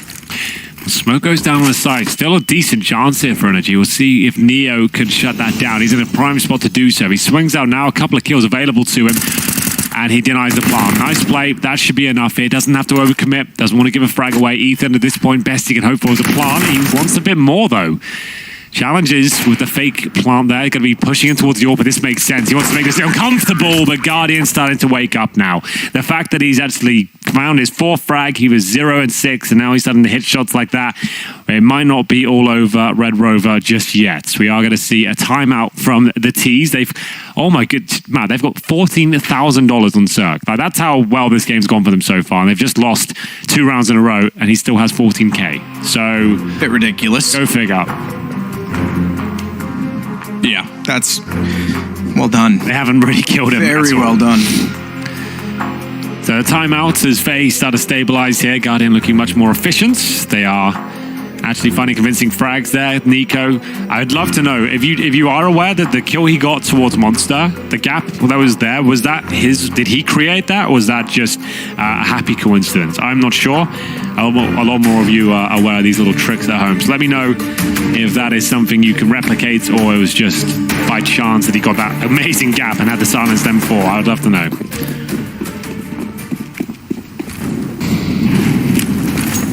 Good Molotov. They'll extinguish it and cross. Rain knows it, lobs a nade in, and does okay damage on the Breezy. It'll help the M4s.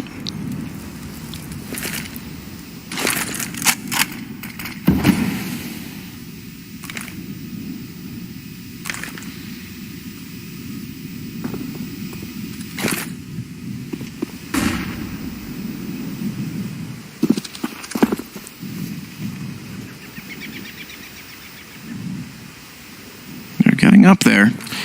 Uncontested. Yeah. As well. That doesn't bode well. So it's fine for now. They've just got a heavy B lean right now. And this, to me, looks like a full commitment towards A. Still fine, but it's Rain, who has been tested in this position many times before. Luckily, Guardian arriving with that incendiary. He knows he has to throw that. He has no idea what's on the other side, and that's the problem, the lack of information. Exactly that. I was going to say, the single smoke has baited out so much utility. Yeah. And so much response, and that's why they throw it. They're still going to go A, but let's see what they can get from that. Let's see what they can extract from just that single smoke first. Well, there's the Molotov bank towards the bank, and the CT smoke. Has he missed him? Hello? Oh my goodness, that could have been disastrous, but Tarek does go down. And now they know it has to be long, surely. Rain flashing in that direction for his teammate on the site, but he's caught out by Ethan, and Stan is swung in. They know they're toward the truck, 2 there. Neo's got the first. Guardian still trying to find one with the AWP, looking both directions, and eventually he gets Ethan crossing over, but Cirque does the same in response with the AWP. Look how close he wants to get. Unaccounted for was Olaf, who denied the chance to get a little too fancy, perhaps, on Guardian. Yeah. Had the fancy pants on there for sure, but it's Guardian. He's hitting the shots now, and that was really nice from NRG. The fact that they get all the way out towards long, like you said, that smoke down, it really does just make things so complicated for the CTs. They have no idea what's on the other side. You can boost around it, but then you have no idea they're about to pounce towards B. It's a heavy commitment, and just throwing that incendiary from Guardian, that just buys them some time for rotations at least. You know they can't run through the smoke at that point. So that was a good reaction from him, and a moment that was chaotic, and that almost missed kill from Rain could have cost him the round, but he did spot it in the nick of time. 3-6. Faze not out of this just yet. Remember, though, this is a CT-sided map of the pick of NRG. So they do need to at least win this half, I would say, on the Faze side. But we'll see how it goes.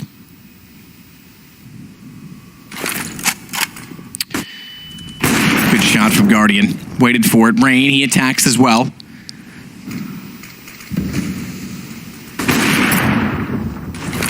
Smoke to go down. Front side of bathrooms, that allows Guardians transition back in the site. Keep in mind this would be a 4th round in a row for Faze, and it's been a lot of A activity. Ethan's finally going to get a kill on the B site. That might cause a bit of concern. So as such, Neo heads toward the window. Won't fully commit to a rotation, but gets his eyes on the site nonetheless. He's close to A. Should he be needed? His stand needed to hit that. Galil costing him a little bit of problems. And Guardian knows that that smoke is designed to bloom, so wraps around. And not the good type of bloom like Anders. B-loom, as I like to call him. It's going to be Cirque, though, with a 4 versus 1. And I don't think he'll be finding much more than a single kill, if that. 25 seconds to his name. He has got a full array of utility here. The money is so low, and with maximum loss bonus coming in, sure, that's great. He's actually better off saving at this point because, well, doesn't even matter now. I think you can see that money would have been at this point. They could have got deagles around it, and he would have had a full orb set up. There would have been a chance to win the round, but he also had no cash. So it's a double-edged sword. I'd have preferred to keep the orb, but obviously he wasn't exactly in a position to do so. Guardian, that was great. As soon as he saw the smoke, that's the Guardian plays we need to see. He's looked so passive today, but this is much better. Starting to get needs a little Wind Guardian Leviosa. He does. He absolutely does. He needs to be floating around the map, causing absolute havoc, and he's done that in that previous round. CZ, speed of 50s, and a bit of a rush towards middle here to shut down the AWP. The flash will just go in. They're going to try and swarm Guardian, but that flash doesn't go anywhere near him, but he doesn't get the initial shot. Makes things a bit more complicated, but he's handling it well. Good smoke, good flashes. He's got out of there. Yeah, more importantly, the fact that it isn't the shot he identifies, there's so many players there not blinded. He's able to run back, so it still had a bit of, I guess, a dividend for him. What a slaughter that is. That's went from 6-0 to 6-5, just as we saw with Liquid having an early lead on the T side. It's turning around now, and it's for the team that's not the one to pick the map. You're right.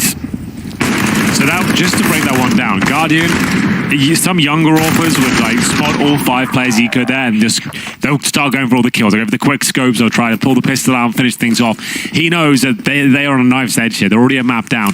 He spots one, he hit the first, he didn't get the kill. He then drops his incendiary, his smoke, his flashbang. He's created a path for him to get out and buy time for rotations to deny the plant as well. That's really important. He needs to stay alive. He can't let a player like Cirque pick that AWP up. He can't go for anything flashy. It's not about him, it's about the team. And that's exactly what he did in that round.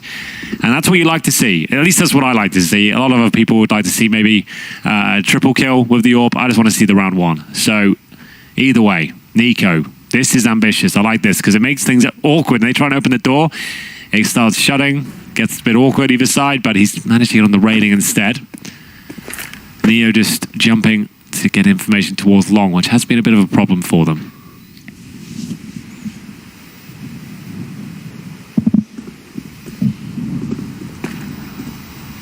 Ethan, just slide all the way past the short pipe and head toward the monster.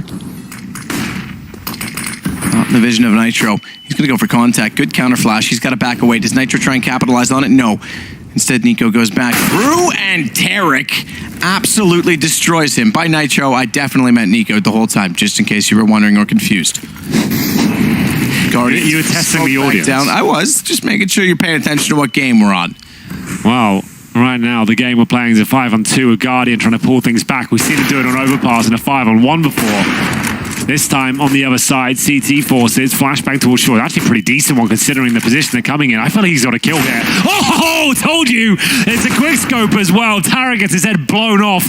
I don't think it'll help to win the round, but still, you've got to respect that. Not many people in the world can pull that shot off, Matt. Yeah, I don't think they could. That's insane. Not consistently, and yet you were able to predict that he was. That's how Guardian is in those situations. Neo's got to bail, and finally NRG get back with one more round, 7-5, but shot of the round, definitely Guardians. Yeah, That stole the show. It's the only kill they get, but it's the only one I'm going to remember. It was so good. That was so much fun to watch. And you're right. Is this because Guardian and close range AWPing? There's a few of them. Like you've got like Fallen, Oscar, Guardian, Cirque as well coming in there. The players that can really operate the AWP close range are the most fun to watch. Like when they hit shots like this, it's just unbelievable. And you can just feel it brewing sometimes. You just feel like, yeah, he's hitting this. He's hitting this. And he does as well. That's just brutal. Doesn't do anything for the round, but still exciting. You got to say that. Oh, absolutely. No, there's no question. I mean, it's beautiful to watch when he hits those shots. That's what people used to love about both he and Kenny. That unpredictable, incredible close-range prowess for a weapon that shouldn't be able to do so. They don't give you any silly lines to look at and make the shot easier. That's more like it from Rain. Guardian in there as well. That is better from Rain. You're right. He has been quiet in those situations. Finally, a multi-kill round that's sustainable. He gets back with 100 HP as well. And even though it was one round for NRG, it looks like it's Faze that will get the 7th.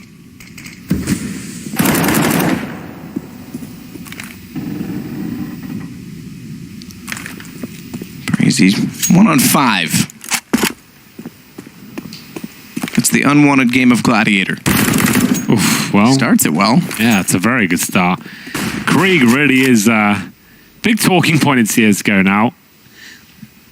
You see so many of these young, talented players picking it up and just doing unspeakable things with the weapon. I tweeted out earlier today, we were asking whether you could actually change it so it's more of a, not so much, would it be iron sight if you hold it down instead of a toggle? I feel like that would add an extra element of skill as well, like you could make it even faster, but from what I've been told, it's not possible. It has to be toggle. So you can't really swing corners with it scoped and be ready to tap with it in that manner, but that would be cool. It would be, but again... It might be too much. It might be too much because it's already powerful, and you could do the same with the AUG. But then what happens to the AWP? But I guess the same with the AWP. Oh no, I just wanted it as an option, I suppose. And then you just, if it was a thing that was allowed, you just have to increase the scope time like by maybe half a second, so it's not instant. Okay. You know what I mean? Sure. It's more comfortable. No, sure. That one might cancel out the thought I'm having with the AWP, because the AWP, quick scoping would be limited by that, but you'd have you'd be able to unscope with a zoom sensitivity or zoom ratio, whatever you want to call it. In my head, I was just going to have a bind, and it was just next to my WASD. I get you. Yeah. Well then. I'm just trying to think of the balance beyond just that one weapon, though. That's all. Yeah. Oh, how's he done that? That was for a smoke, I think. It must have been. Look, he killed him by the APC. Did he jump up behind the APC? It must have been cleanly for the smoke because he's in front of it. He must have just legit got him. Maybe threw a grenade and saw him. I'm not sure, but either way, there's another kill for Breezy. 2 in the round. Nika's in a great position, though. He's got a kill here for sure. There's one, and it's going to be Tarek who goes down. He watches the door and gets himself back on the B side. He has got back from Olofmeister. Great position for him. Looks like he's decent for a kill as well. That grenade should take down Stan. Oh, it does decent damage. This is really nice from Faze. Should be there around now. Guardian just stepping up, really showing us what he can do with the AWP when he has it in his hands. That was my point on Mirage. I thought Cirque might get away with 1, but he was about to be flanked anyway. 3 alive. 7-7. They've turned it around. Very similar shades to the Liquid Na'Vi game, but Faze have a chance to take control, and there's not a lot of money. No bomb plant in that round, by the way. So here's your replay, Henry. Straight through the smoke. Straight through. And speaking of which, Guardian and Olofmeister, a lot of smoke on that B-Bombstad as well. They managed to hold them off. No problem at all. And yeah, I just want to reiterate that. The fact that Guardian was the player hero buying rifles on Mirage CT side. We saw 1 AWP from him on a map they got absolutely trounced on. And now he's picked it up early on the CT side of Overpass. Sure, they had a rough start. It was just NRG playing very well. But now he's got comfortable. He's got some resources. You can see why he needs the AWP and why Guardian's in this team. He's the sniper of the squad. You need him to have it as much as he possibly can. He can rifle, but only if he has to. That's the only time it should be brought out. Final round. They've done a great job of bringing this back. 3rd map on the cards for sure. Well,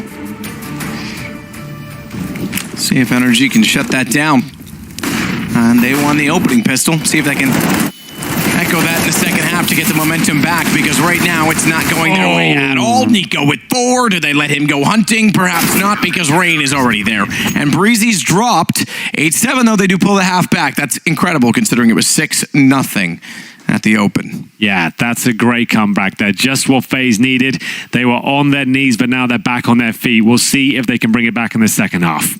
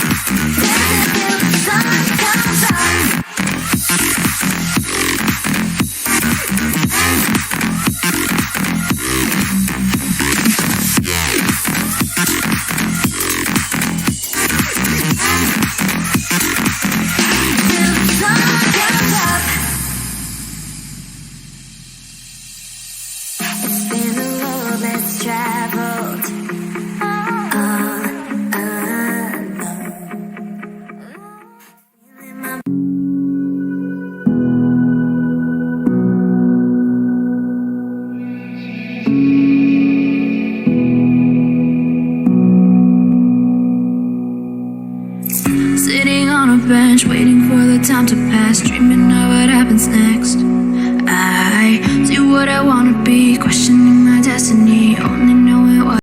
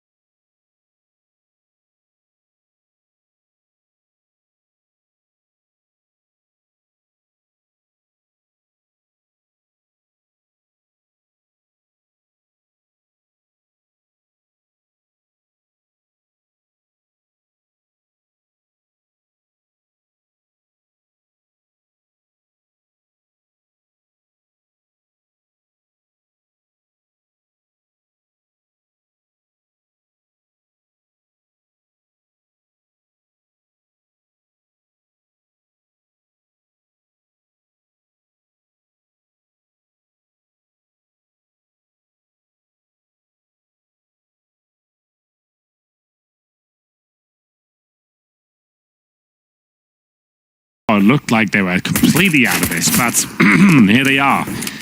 Well back in it. More difficult to arrange yourselves. 2 smokes available to them, Rain and Neo. Holding on to those as they head towards middle right now. CT's set up. No one is super aggressive at this point. We are going to have Breezy and Tarek, of course, on that B bomb site. Ethan, I believe, is joining them as well. They've actually focused heavily towards B here. Stanislaw's there as well, so they can rotate quickly back towards A, but a lot of pressure on Cirque, and that's why he's challenging right now. He's just trying to fend them off as much as he can with long-range shots.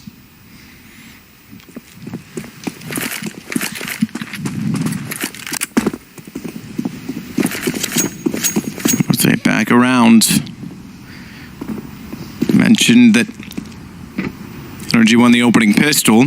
Goes without saying when you consider I also mentioned that it was over 6, but they'll almost need that now.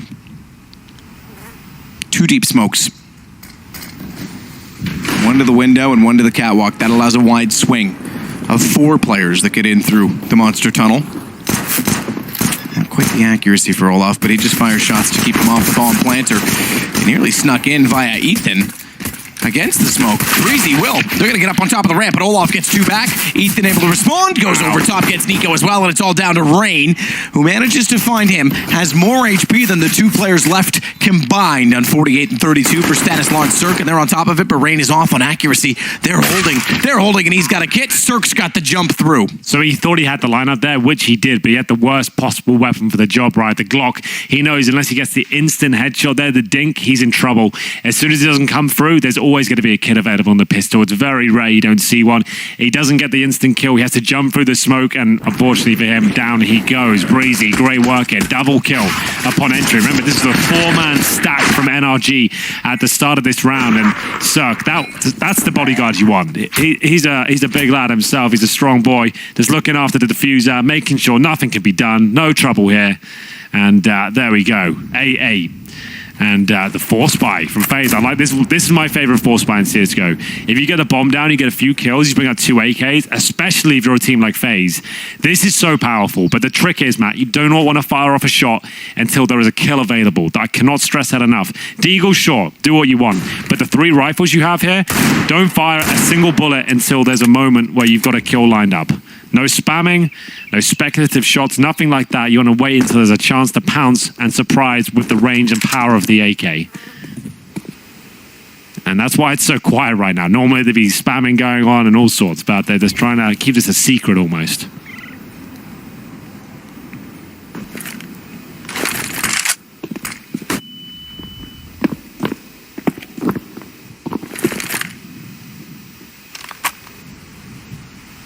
Cirque just waiting behind the yellow boxes.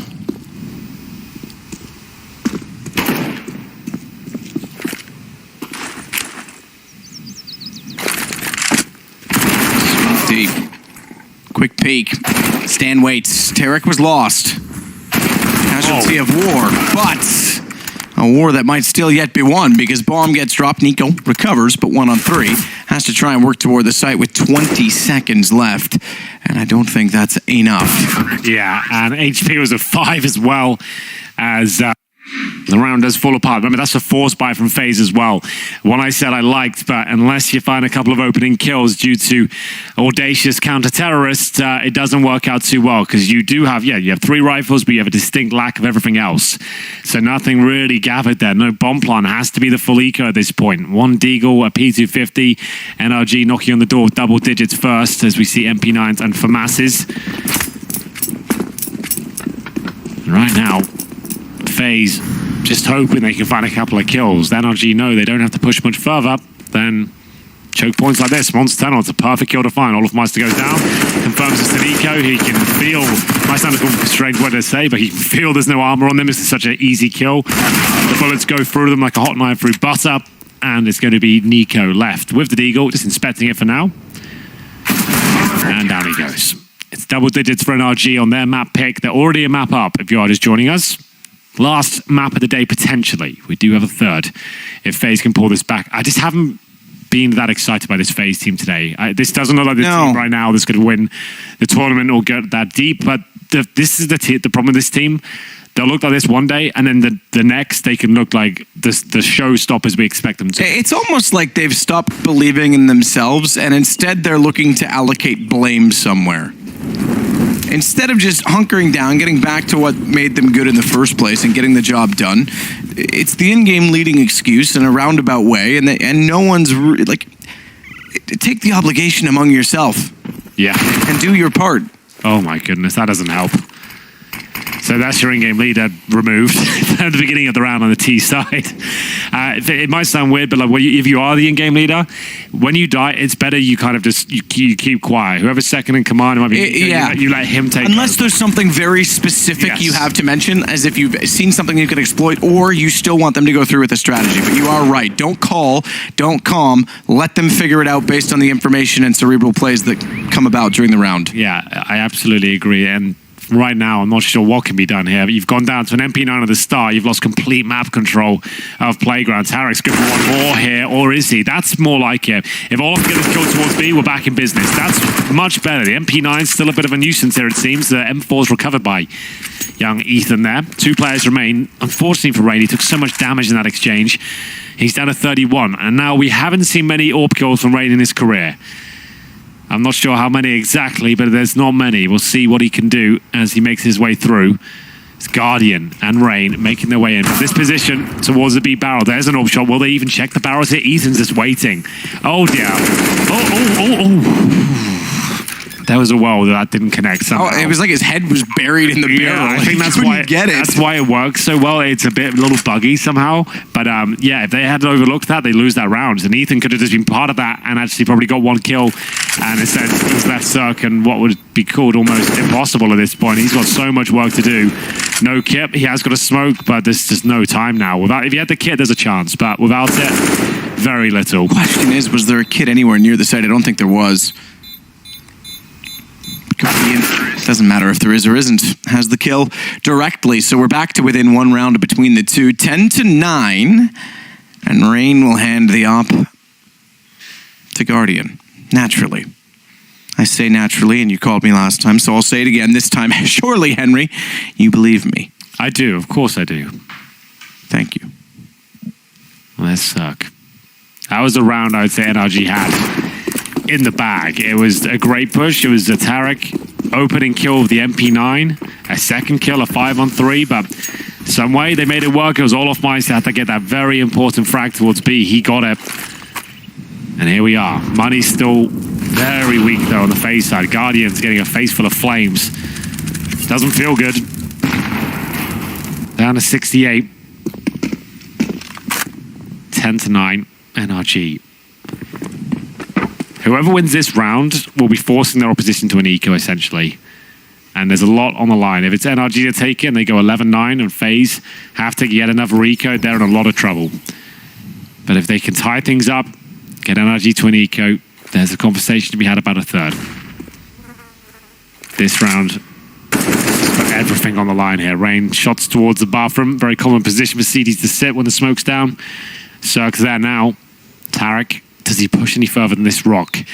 You're up against Nico, who's got an AK-47. Now that's a scary prospect. Is he going to be backed up by Guardian in a flashbang? Doesn't look like it. Double kill for Tarek? Not quite. Does get 1.5. Guardian down to 46. But Cirque still in the bathroom, protects himself as he focuses towards middle. Push to the tree. Cirque, I was going to say, with Guardian covering that much ground, he's got to hurry up and get back. Just standing in the open. Not really sure what the play was. Stan, meanwhile, now has to hold the truck, playing it with the exhaust to his advantage. And he is exhausted of Rain. 7 seconds, 2 to get on the bomb. That's a problem with a flank in place.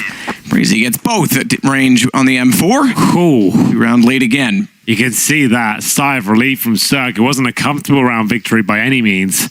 They get through it. It was their advantage towards the end, but still Faze looking dangerous now. Double kill from Breezy at the end. Even if he only gets 1 of those kills, they still win, but he gets the double just by virtue of the time remaining on the clock there. Has to read 4 at the top of the screen as the bomb is planted for it to go down. Yanko using the tactical timeout, discussing options here. Money, like I said, whoever lost that round is going to Eco Town, and it's the place you don't want to be. It's cold, it's damp, it's horrible, it's depressing, and they'll be purchasing a Molotov. So what is the plan here? Let me go, I have to get real close and nerdy for this one. So, we've got armor. More nerdy than you already are. If that was possible, I'm going to give it a go. All right. 3 sets of Kevlar, 1 Molotov, P250s, and a Deagle. Olaf Meister's going to be Molotoving towards shore. They're going to be rushing Monster potentially and just giving it what they can with 2 players and faking the bomb in. That's all I can really think of. Like, the Molotov seems to me like it's an over-investment. You're trying to block them from pushing shore so you can get up there and fake towards B. Nico, yeah, I think this was the plan, is to allow him to get position and try and get a 1-dig. And okay, he gets it. So far, so good. Rain already around the corner at the bathrooms.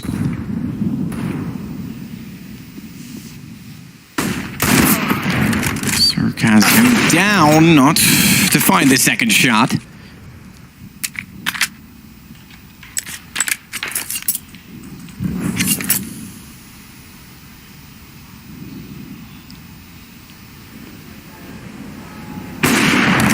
Cirque got impatient and baited in, but that only let Neo think that he had clear access, and Tarek took advantage of him when he was beyond the point of retreat.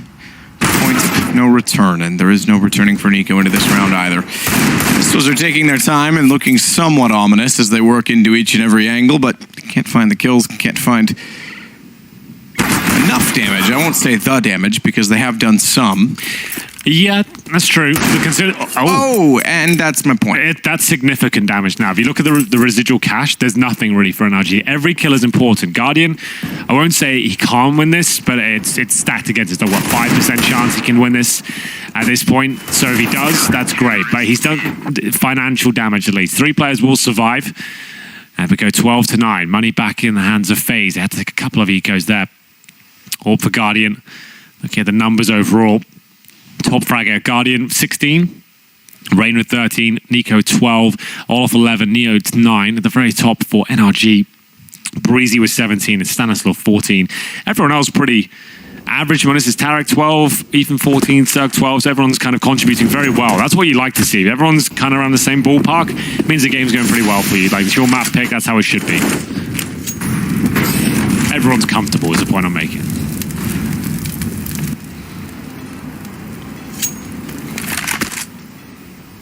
Cirque, ooh.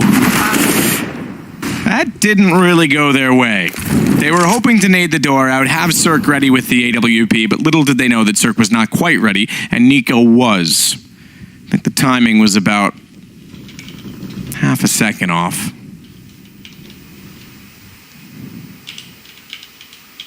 So Tarek, that long bicycle position, good one to be in, but not when they sneak out behind you. Does well to get one. Checked it. But now they have to rotate back over, and naturally Faze has become aware of the fact that a kill that far out at long with no response is going to lead to a rotation, so why overcommit toward the site in which they'll be arriving? Let's go back the other direction, see perhaps if we can get to B. 45 seconds. Problem they have right now is Ethan's position. He gets himself in towards connector. And if he actually bypasses all of them, they've got an open B site here. I thought he was going to focus towards a short tunnel. It hasn't happened. He might confirm middle's clear. Now they really can rotate over towards B. He's got himself a 3 kill towards connector. Nico goes down, 3 versus 3. They have to commit towards B now, Matt. There's not enough time. 3 monster they go. Ethan's already got the key information, but a better shot from Olofmeister has given them back the advantage here. Oh, Olaf. Only getting the 1 back, but that's enough to get the bomb down. It leaves us in a 1-on-1. Breezy did so well to find 2, and Stan got too close. 13-9. Oh, ice cold from Stanislaw there. Quickly want to point out that this would mean that 2 North American teams go through. You wanted to say 2-0, and all 3 Canadians would go through. Oh, that was quite sexy. The HG blow up with the kill there, but maybe even more attractive, the double kill from Breezy as he closes the round. In fairness, I know I was making a joke about the whole Canadian thing, and I'm being, patriotic. Sure. It is significant that 2 North American teams potentially could be going through to the playoffs ahead of everyone else. I remember the time on ESCA forum posts when iBuyPower would win a single game at a major, and it was celebrated like the biggest victory, when North America stood no chance. Well, they might not this round, unfortunately, Matt. All right, listen, don't rain on the parade as soon as it happens, Henry. At least let everyone get back in their cars and be on the way home. That was a segue into the round. It was a good one, I thought. We got there. Fine, he said. 5-on-3, and we'll see now. This boost will get them back into it.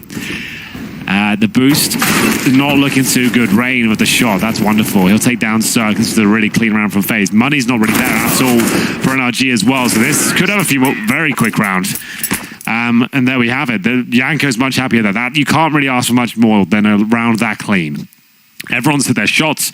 You've negated all the aggression that's been presented there. You've got them into territory where they have to force buy. Anything beneath like 1,900, if it's hovering at $1,400, you might as well buy into the round because you're double eco anyway.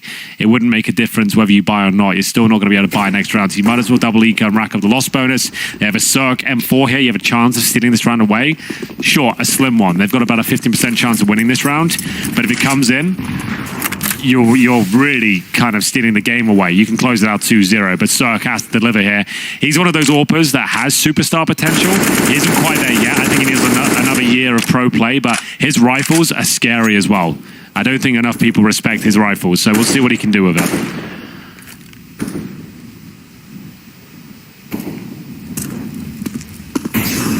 Tarek holding the bench. Cirque trying to bait them in, desperate to do so. Oh well. Nico, yeah, he's another breed, unfortunately, to be fair. Cirque's good. It still might work. He gets caught with the nade. Good thing Olaf was there. Yeah. But yes, you're absolutely right. Nico just destroyed him. Yeah, it's a nice little off angle from Cirque, but the round will fall apart. This is going to cost them 2. This will be 13-11, then they'll full eco for 13-12. So we're going to go right down to the wire on this.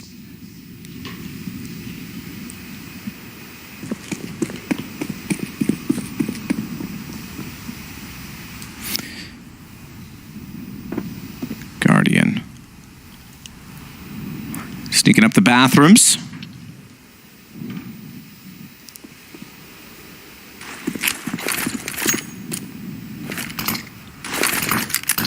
Two smokes, 2 staircases, 1 deagle.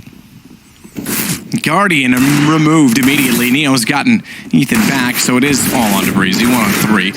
That was a big ask, I would say, and it is going to be 13-11. Well, the full eco will have to come in now. They don't want to have to do it, but they're going to have to. NRG looked almost destined to close this one after those 3 rounds in a row, but 2 answered back. It's Faze now in the driving seat. 13-12 with the scoreline unless something remarkable happens. Not a single dollar invested into round number 25 here. USPs, nothing else. We do see these rounds win. We have to be very careful when we say this is a guaranteed round because about 2 or 3 times a tournament, they do come through, which sounds like a lot, but you have to remember there's normally like 100 maps played.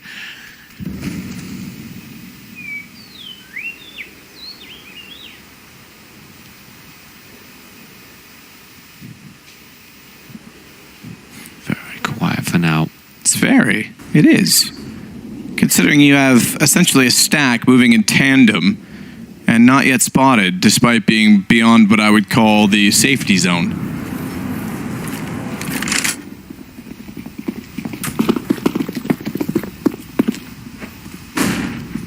And boosts on either side of the map. Yeah, you're going to do well with the USP to find kills against the AKs, but if ever there was a chance, Rain might as well give it to them. That's the spot. That had a better chance than Parkside. Parkside has too much distance. I agree. But now it's a double kill for Neo. Or they'd have to get out. That's a good play. They heard the sound cues. That would have been a disaster for them. They might be able to win this round. They've got an AK now. They just need to try and buy time if they can. Not going to happen. Nico holding the flanks. This is the chance now. Breezy can somehow get a kill here. It would have been great. Not going to happen just yet, but they're isolated towards long with a low HP and Neo 23 as well. seconds. You're right. The pressure's on. This could be a full eco victory. It's getting awkward. It's getting super awkward now. Breezy comes around behind them, and it actually worked out. I thought he would re-peek from bathrooms once his teammates disrupt, but he goes around and does it all himself. What a win from NRG. I'm so happy I said at the start. Sometimes it happens. We sometimes get it wrong. They get 4 players surviving with AK-47s. They invested $0 into that round. Just want to point out, Henry, before you pick yourself up, even a broken clock is right twice a day. I know, but just the amount of shit I get online for saying that. It's just like, I just wanted to say, sometimes that can happen. It shouldn't ever happen, but when it does, it's remarkable. Oh my God.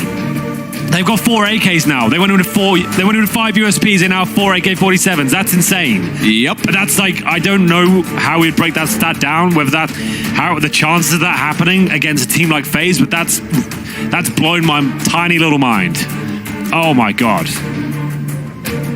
If you're a Counter-Strike fan, that's just insane. And they played it so well to stay alive. Yeah, the exactly. two players at Park Line get away. All they do is, we can disrupt, Breezy gets the kills. So the funnel as well, that one kill with the boost, it funnels them. They're already up long, right? Because they did the right play. They're going long as they know they're up against a full eco. It makes sense. They're already long. That one kill towards connector confirms it. Okay, now they've got an AK connector. Let's go up long. They start to get dinged. They start to lose time. Breezy comes in with the flank. He's shown presence from connector. They continue to go towards long, but get halted up. And then he comes in with the big spray down. I have no idea how that round happened, but that's how it's broken down for you. And now they have 4 AKs on the CT side. They've got plenty of money. If they win this round, it's pretty much GG. There will be no cash on the Faze side. Guardian has got the AWP, and Morale has got to be just in the gutter at this point. You give those kind of rounds up, and they're the ones that hurt the most. Oh, man. Yanko's been talking about this for a while as well, but the fact they lose to these full ecos so often, it's just, it can't be happening anymore. Great work by NRG, but a team like FaZe Clan losing to 5 USPs, no armor, not a good look. No, I don't think so. It is a better start to this round. They catch Ethan on entry. Olaf doubles down and finds Breezy as well. This is a save, I would say, at this point. So the one deciding factor in that is if Sir can get a kill right now on the flank. I think you're right. And yeah, okay, Stan's going to back out. Cirque got one, but the smoke there, he still can't go through it. So carry on with your point, Henry. There wasn't really one, I don't think. There was just going to be, probably save now and see what they can do. Yeah, you're right. 1 kill, though, it's something. If you lose to 2 players like that convincingly, there's no point going for it. Like, Overpass does lend itself to retakes when you have a slight disadvantage, but not like that. If you've lost both kills and the bomb's down, you've still got 3 players down in towards the doldrums of long. It's really not worth going for. So I'll keep 3 players up. Remember, their money's good. They won a full eco before, and they're going to get extra cash here as well. So they still have plenty of money on the NRG side. This isn't a huge deal. Really nice round from FaZe. Good call.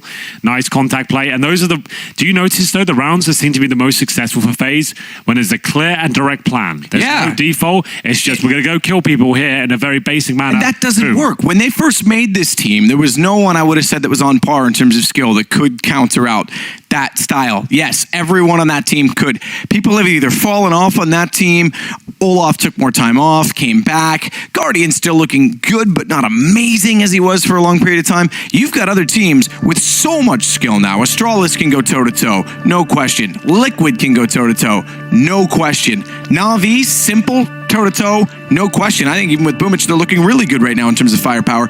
And even guys like NRG, you can't rely on individual skill to carry you in Counter-Strike anymore. Not with the amount of young talent that's showing up on the scene. Yeah, 2019 has been one of the best years for Counter-Strike, I think, in a very long time. And we're barely halfway through the year. We have so much more to come, and so many players have been unearthed, so many teams that have come out the woodwork, and so much skill. It's just such a competitive environment out there right now. The events are getting bigger, and it's just a wonderful thing right now, and I'm very excited to see what this NRG team can do in this tournament. If they 2-0 FaZe like this, it's going to be quite the statement with their new in-game leader coming in, and them looking this good on Overpass. They've won a full eco. Remember that. That doesn't happen every day. That's not sustainable, but still, it's exciting, and to watch, it's a beautiful thing. As another contact play, look, keep it simple. I think they've realized that it's like, boys, if we stick together and just shoot them in the face, we're probably going to win the round. Stan doubling to counter out the entry. And the flashes, look how stuck they are. Oh, they're so... Bombs outside of the smoke. They want to go back. They don't even know where they are. They're buggered, Matt. That's how I'd say it at this point. They are in a lot of trouble. The bomb's gone down. They're absolutely isolated. They're dropping like flies. Oh, it's going to be Matt point for NRG. Goodness gracious me. You want to talk about lack of clear direction? That was it. As soon as they got halted, it was just, we'll just stand here and die. You are right. When this happens, when the bomb goes down especially, you just have to commit, right? You just have to go, we've lost this round, we go back, and we've lost it, we go forward. You might as well stick together and keep going, because you're not saving anything. You're going to have to keep pushing, but there was definitely apprehension there, I would say.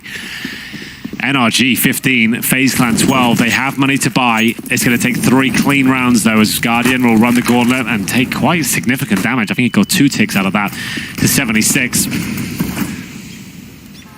1 round will do it. NRG 2-0 FaZe.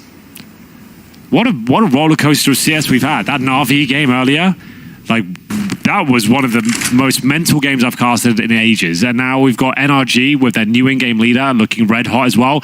Cologne has always been one of the best tournaments of the year. This is just day one. Day one. And we're getting this level of CS. This is going to be one fantastic tournament. We knew it was going to be. But sometimes it takes a while to get there. Oh, Olaf read the boost so well, but did he read the fact that Breezy's pushing through? Knows there's one at the door because he sprayed in, but Nico somehow evades the aim, and it's a 3-on-3 with Nico on 19, but it's a thinned out defense. They have to make the response, and Cirque's going to try and do so. Yeah, Breezy knew what he had to do there. Guardian didn't, apparently. Again, you want to go back to toe-to-toe, just to cut you off, sorry. Cirque versus Guardian, I give that an even matchup these days.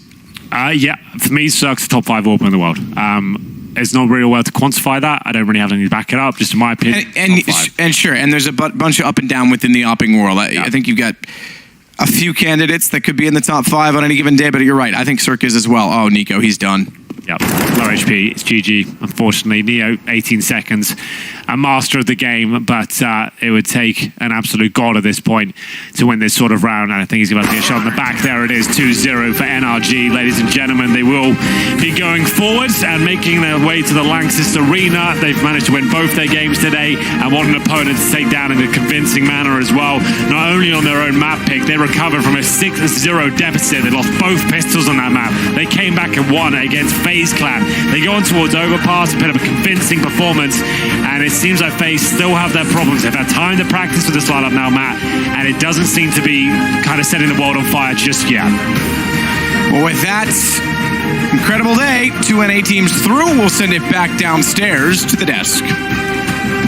Oh, and a sudden revelation occurring just during the final moments of their throw over to us is that Kerrigan gets his wish tomorrow. Duncan, I'll let you explain the gossip. Yeah, absolutely. So everyone remembers there was the whole thing where when Kerrigan beat the Valiance team, he did that tweet about, taking care of the Kovacs or whatever. And Nico came back, and then Kerrigan was like, wrong call. Didn't back down. Yeah, and then obviously at the last tournament, Faze played Mouse Spots got the win, and then Kerrigan added a little bit of spice on top of that. He doubled down and said, shame it wasn't an elimination match. Well, there will now be an elimination match between Faze and Mouse Spots. Someone's going to be very sad, upset, and I just love the drama. We don't get much of it, but a little bit of Counter-Strike EastEnders going to be coming up on your screens not for far away, and a little bit of it today. The fact that NRG have made a roster change very recently, and are now going to the Lanxess Arena. I mean, that's something, Chad. That's day one locked in for the playoffs. And not only that, Alex, they are still undefeated on land. So look, we'll ride that one for as long as we can. So now they're 3-0 on land with Stan and the team. But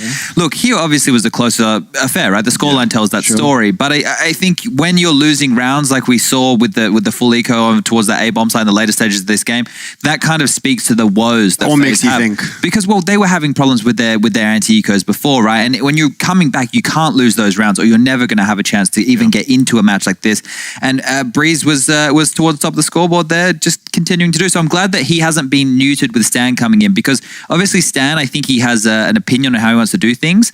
If he can still keep it so that the stars, Breeze, Ethan is dropping off a little bit, but if they can continue their form and he can just contribute and add on more, then we're looking at a winning recipe here. Like I said when we were doing the pregame, I don't want to get on this hype train too early because we're not sure how it's going to, all unfold. But these are very positive signs where they left off. Yeah, absolutely. I agree with you as well, because as I say, the problem is you think to yourself, well, if I keep all the rest of the team the same and just upgrade my in-game leader, it's like, how do you know every other piece stays the same? We saw in the Mouse Spots team, when you change a piece, sometimes another player drops off. The knock-on effect is there. I mean, especially when we talk about leadership. You change a leader, every other part is changing as well. We do have the stats on your screens, though, and a name that was at the tip of your tongue, Thorin, was Breezy, and rightfully so. You can see him there at the top of the scoreboard, and he was having an instrumental impact. That round, of course, with the AK-47. It would be impossible without him, Incredible stuff. NRG, the fact that they have managed to pick that win up against Faze Clan is just, it's exciting for what's around the corner. Not only does it also ring some alarm bells for Faze Clan. Well, yeah, look, so for Faze, the thing is we need to see them start beating decent opponents, right? They're able to win against, teams who are below their level or whatever, but they had to start... let me think of the most PG thing. Breakout? PC way to describe this. Have they beaten a top 10 team Nothing that's really standing out hugely in my mind in like a playoff match or anything like that. But I think, when you look at the amount of games that they've played, it's still a small sample size, and they're going to be running into the major with Neo as well. And their tournament's obviously not done here. No, it's just how long until they're able to transition to being a completely like before the superstars run around, kill everything, right? Sure. How long until they transition into being able to play modern CS, or is that even a possibility for them? Because then you start looking at, well, if these are the stars, do we need new stars? Are these stars depleted at this point, right? We mentioned Faze versus Mouse, but we didn't talk about NRG versus Liquid, which could actually become a new... They are the 1 and 2 in North America, at least in terms of North American-based teams. That could become a new little rivalry over that side of the pond. And I'm totally down. I can tell you, I've just looked it up. In the tournaments they've played with Neo, the only big-name teams they've beaten is G2, North... And there was one more, but it also wasn't like that. A bit of a caveat. One, yeah. NIP, I think it was. Okay, so, wow. these are sort of top 10 teams. It's the bottom half of the top 10. There's no one really there that's going to win the tournament. Put that way. And no one that I think old Faze would have been necessarily proud of or, claiming to fame with it. Anyway, as I start to lose my capability of speech, thank you, Chad. We do actually have one of the victors standing by from NRG. Let's hear what Tarek has to say after a huge win and locking in for the playoffs. I'm here with Tarek, another man of the hour, a different hour. In fact, it's a little bit later of an hour, but he has done it. They have beaten up on FaZe Clan, kind of made it look easy there for a bit, but let's talk a little bit about this matchup. First of all, Tarek, you're an opper since when? Yeah, I mean, I've always secondary opt, especially on Mirage, Upper B, and they were just coming to my site, and I loved it, and I was feeling it, so I had a couple of good rounds there, and I'm just thankful that we closed out that map. Yeah, I mean, it seemed like right there on Overpass, you guys kind of got tested a little bit, but I guess overall, when we look at the team of NRG now, it's a new look. You've got Stanislaw, Daps is out. Talk to me a little about the process that has been bringing him in. Yeah, I think it's still new for us, obviously, bringing him in. We're still trying to sort out all the kinks and stuff like that, but I think we have a really bright future ahead of us. I really like the way that Stan looks at the game and his approach to it, and on top of that, I think he's a great player, his clutching ability, his lurking ability, so I think overall it's just a really good addition for us. Well, I mean, there's no question that he adds an element of firepower, right? But I guess the other side of this would also be that I know you have found yourself in sort of another leadership sort of role, like you found yourself kind of doing some calling of your own. Yeah, I think I really am eye to eye with him on how the game should be played and his slow approach and methodical. And I think with me helping, it'll make it a lot easier because that's how I like to play. And also throwing in aggression here and there is something that we'll have to do. So it's just gonna be a process of us figuring out what's best for us. Last question I got for you, man. We got to get out of here for the night. They're trying to shut down all the lights. You've got Liquid next. That's a big BO3. Tell me what that means. Yeah, that's going to be a really big game for us. And obviously there's a lot on the line. NA matchup. It's going to be crazy. I think that it'll be very competitive. And I'm hoping that we take it. It'll be fun. Well, we will see. Time will tell. Thank you very much, Tarek. We'll catch up with you. And that does it for us here from the showroom floor. Good night, everyone. Back to you at the desk, Alex. Ever composed Tarek there with Trace Dennis Sorrentis. Got to give it all the respect to Mr. Trace. He's been hanging out with those players all day, and as of we here at the desk. Let's kind of take a moment to reflect. Something, of course, Thorin, you're very familiar with. Let's reflect upon the day and think what lessons have we truly taken away from this. We started, it feels like so long ago with Best of Ones. We had that Na'Vi Mouse headliner where it did seem like Na'Vi have kind of, they're one to watch, I think. They have a history in the Best of Ones, right? They do know how to lose. This time they didn't. And then what's bizarre is, not only did they not lose the Best of One, which is traditional, they could have been in that winners match right now. They could have 2-0'd that map, and it could be them playing for the access spot. But they wanted to play more maps, Duncan. So they will get that opportunity now they go through the lower bracket run. So that's something that they've been able to, I guess, give themselves a bit more practice for everybody. And we will actually get to see more of them playing. So see if that was just not a once-off from today, or if they're actually able to run it through that lower bracket, run the gauntlet, and put themselves in another playoffs for the Cologne. So that could be an interesting story for the day. MVP. Now, I know we didn't catch it on the mainstream, but do keep your eyes on them versus Mousesports. Mousesports did already manage to make themselves look good, but this is never mind. It was a quick 2-0. That's what it was. And the same thing with the Renegades matchup, right? We already lost Renegades. We already lost MVP. They're out of the tournament. They're the first two names gone. And Renegades here are obviously the ones that we're looking towards because they didn't even really put up that much of a fight. No, aside from the Best of One earlier today, that's it. Against Furia, you would think this is a team where, Furia is supposed